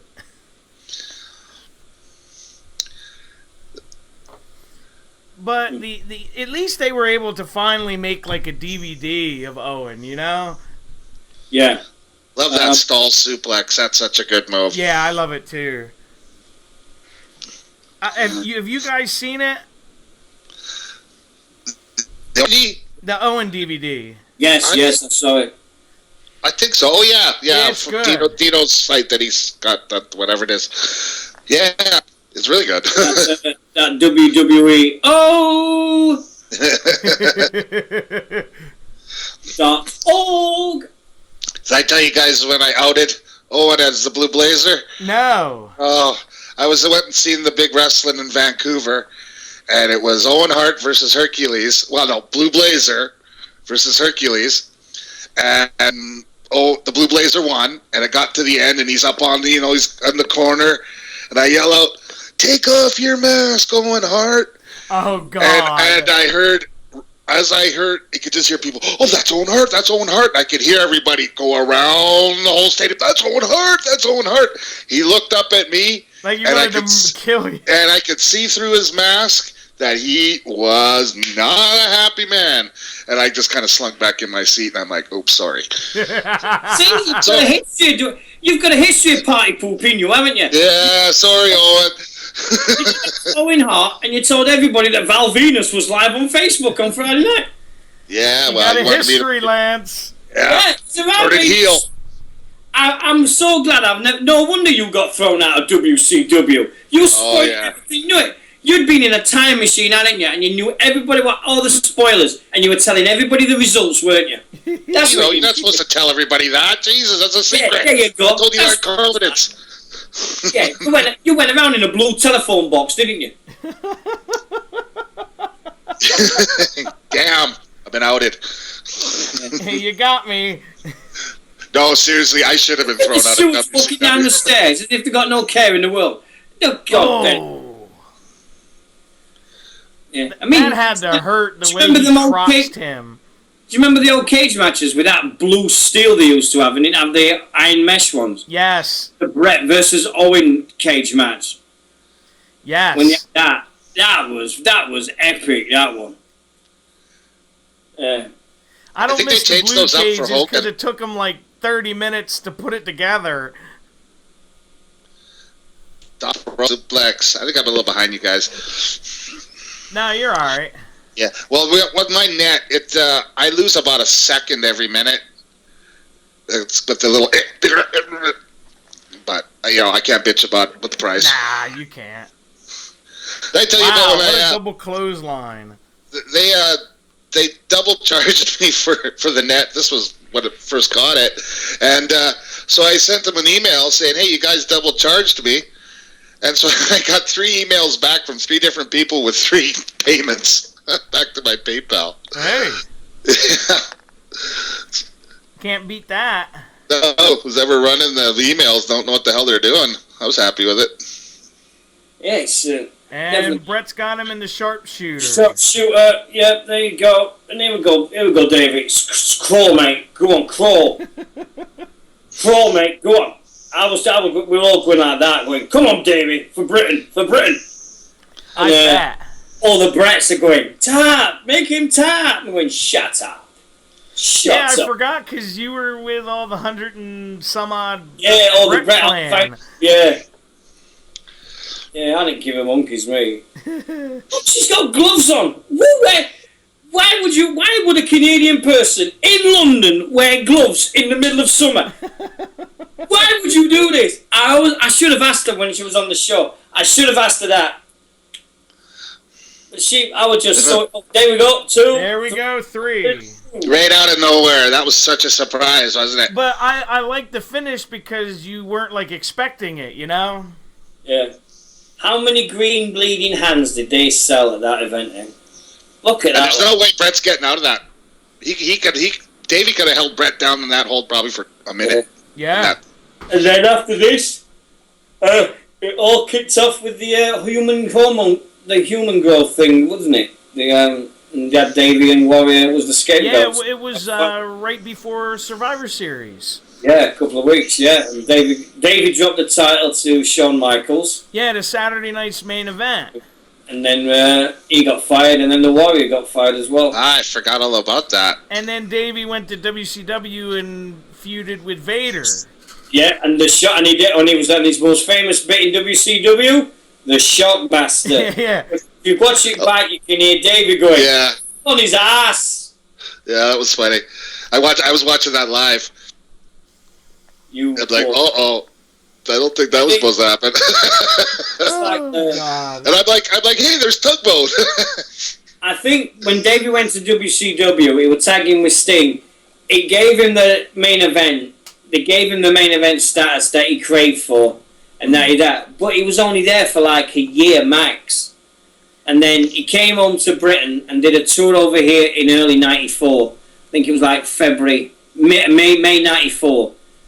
And then the next thing we knew is Brett and Owen was at SummerSlam '94. And then you saw Davey Boy Smith and Jim the Anvil. And then he was back. And that was it. And it was like, wow. And you saw David with the long hair, but he wasn't in dreads anymore. And you just...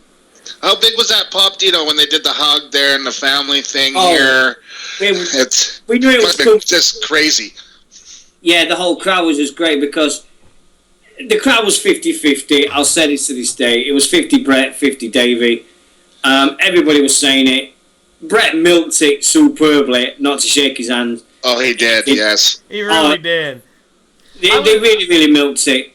And he did it. I will tell you, Dino, the reason Davey left WCW is he got in a fight in a bar with someone. And if I remember correctly, they were either going to sue him or sue WCW, and they fired him. Yeah. Oh, I didn't hear about that. Yeah. Well, cool. Davey Boy was involved in a few fights. Yeah, he was there with Shawn Michaels when Shawn Michaels had a famous fight. Yes. In there. So Davey's one of these people that he's a big ribber. He was a little shit.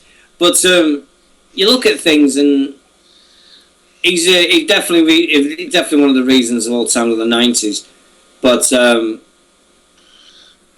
it's definitely one of the matches of all time, obviously. So Dino, Davey or Warrior, who's your favorite? Or is that impossible to pick? I can't. You cannot do that to me. You cannot do that to me. No. That'd kind of be like me with Jake and Macho. You can't do it. The worst thing is, I remember on a shoot interview, Harry Smith's not got a very high opinion of the Warrior. There was a shoot interview on Daily Motion with Harry Smith, and he was. I don't know if this is after the Warrior died. I think it was before, so I don't know what Harry's feelings are now.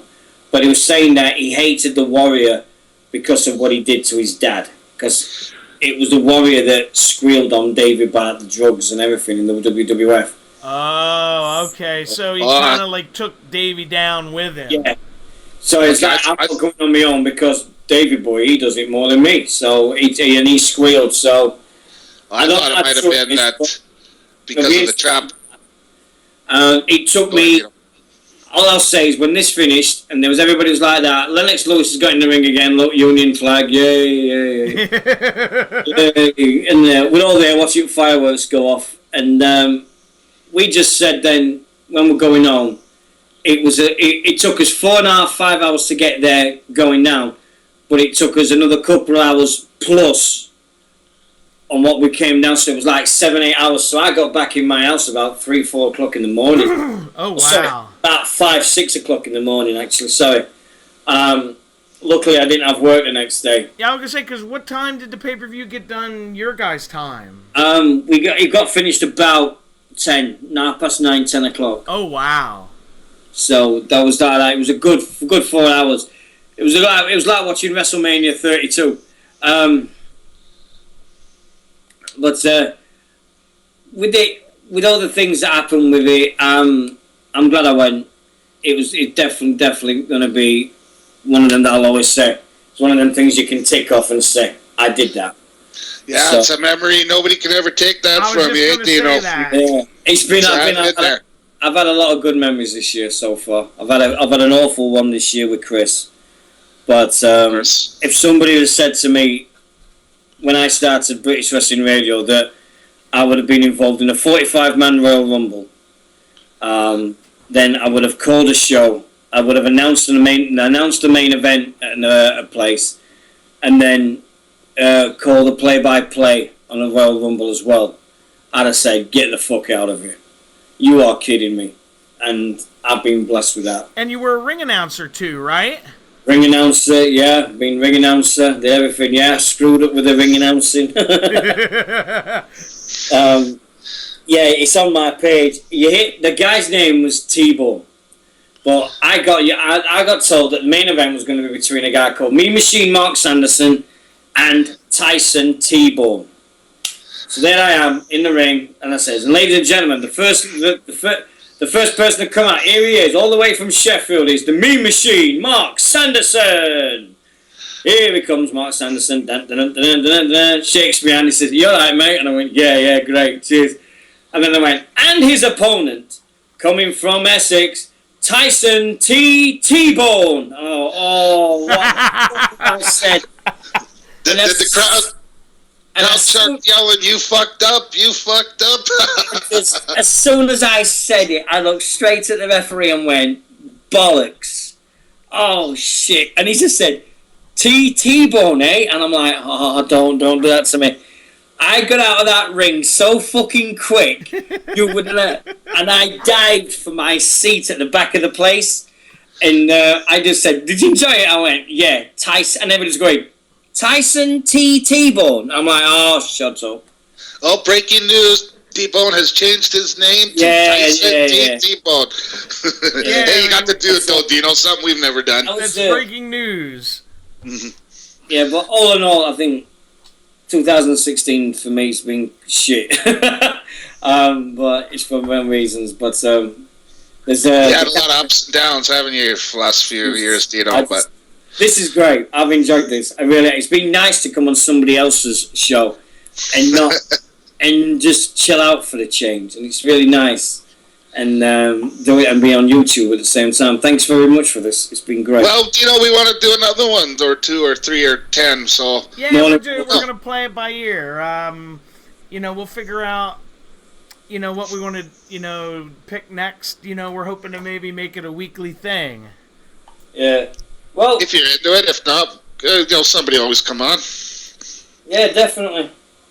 I think you wanted to do your SummerSlam, didn't you, Mike? Yeah, I was at SummerSlam 1990. Yeah. How old were you then? 8? 21. 7. 7. I would have been 20. If Dino was 21, I would have been 20. So the only match that I remember from that show that was really good was the Hearts against Demolition in the 2 out of 3 falls. Oh, that's a great match, isn't it? Whoa! What about the? It was the cage match. Oh yeah, well, Warrior and Rude too. Warrior and Rude, and he had Hogan versus Earthquake. Yeah. I made Earthquake too. Yeah, you said John Tenta was cool. Hey, if you want me to tell the story, it's quick. Yeah, go ahead, and then we'll get out of here. Yeah, well, I was partying at my buddy's place, and his wife is Filipino, and he said, "Hey, my friend's having a barbecue," because their wives were friends. Earthquake's wife is Filipino, and his wives were friends. "Some kind of wrestler's going to be there." And I go, "Well, barbecue, free beer, I'm in." I didn't know wrestler. Okay, wrestler. And I get there, and I'm like, "Holy fuck, there's Earthquake." God damn, you thought I drank a lot of beer. My God, there's no way I could have kept up to this guy. But yeah, he was I talked to him a few times. Nothing really. Just, hey, how's it going? Because he was the host of this big barbecue, so he was the king of the castle type thing, and just walked around and talked to everybody, right? So yeah, it was pretty so cool. You were just like cordial. You didn't want to be like, ooh.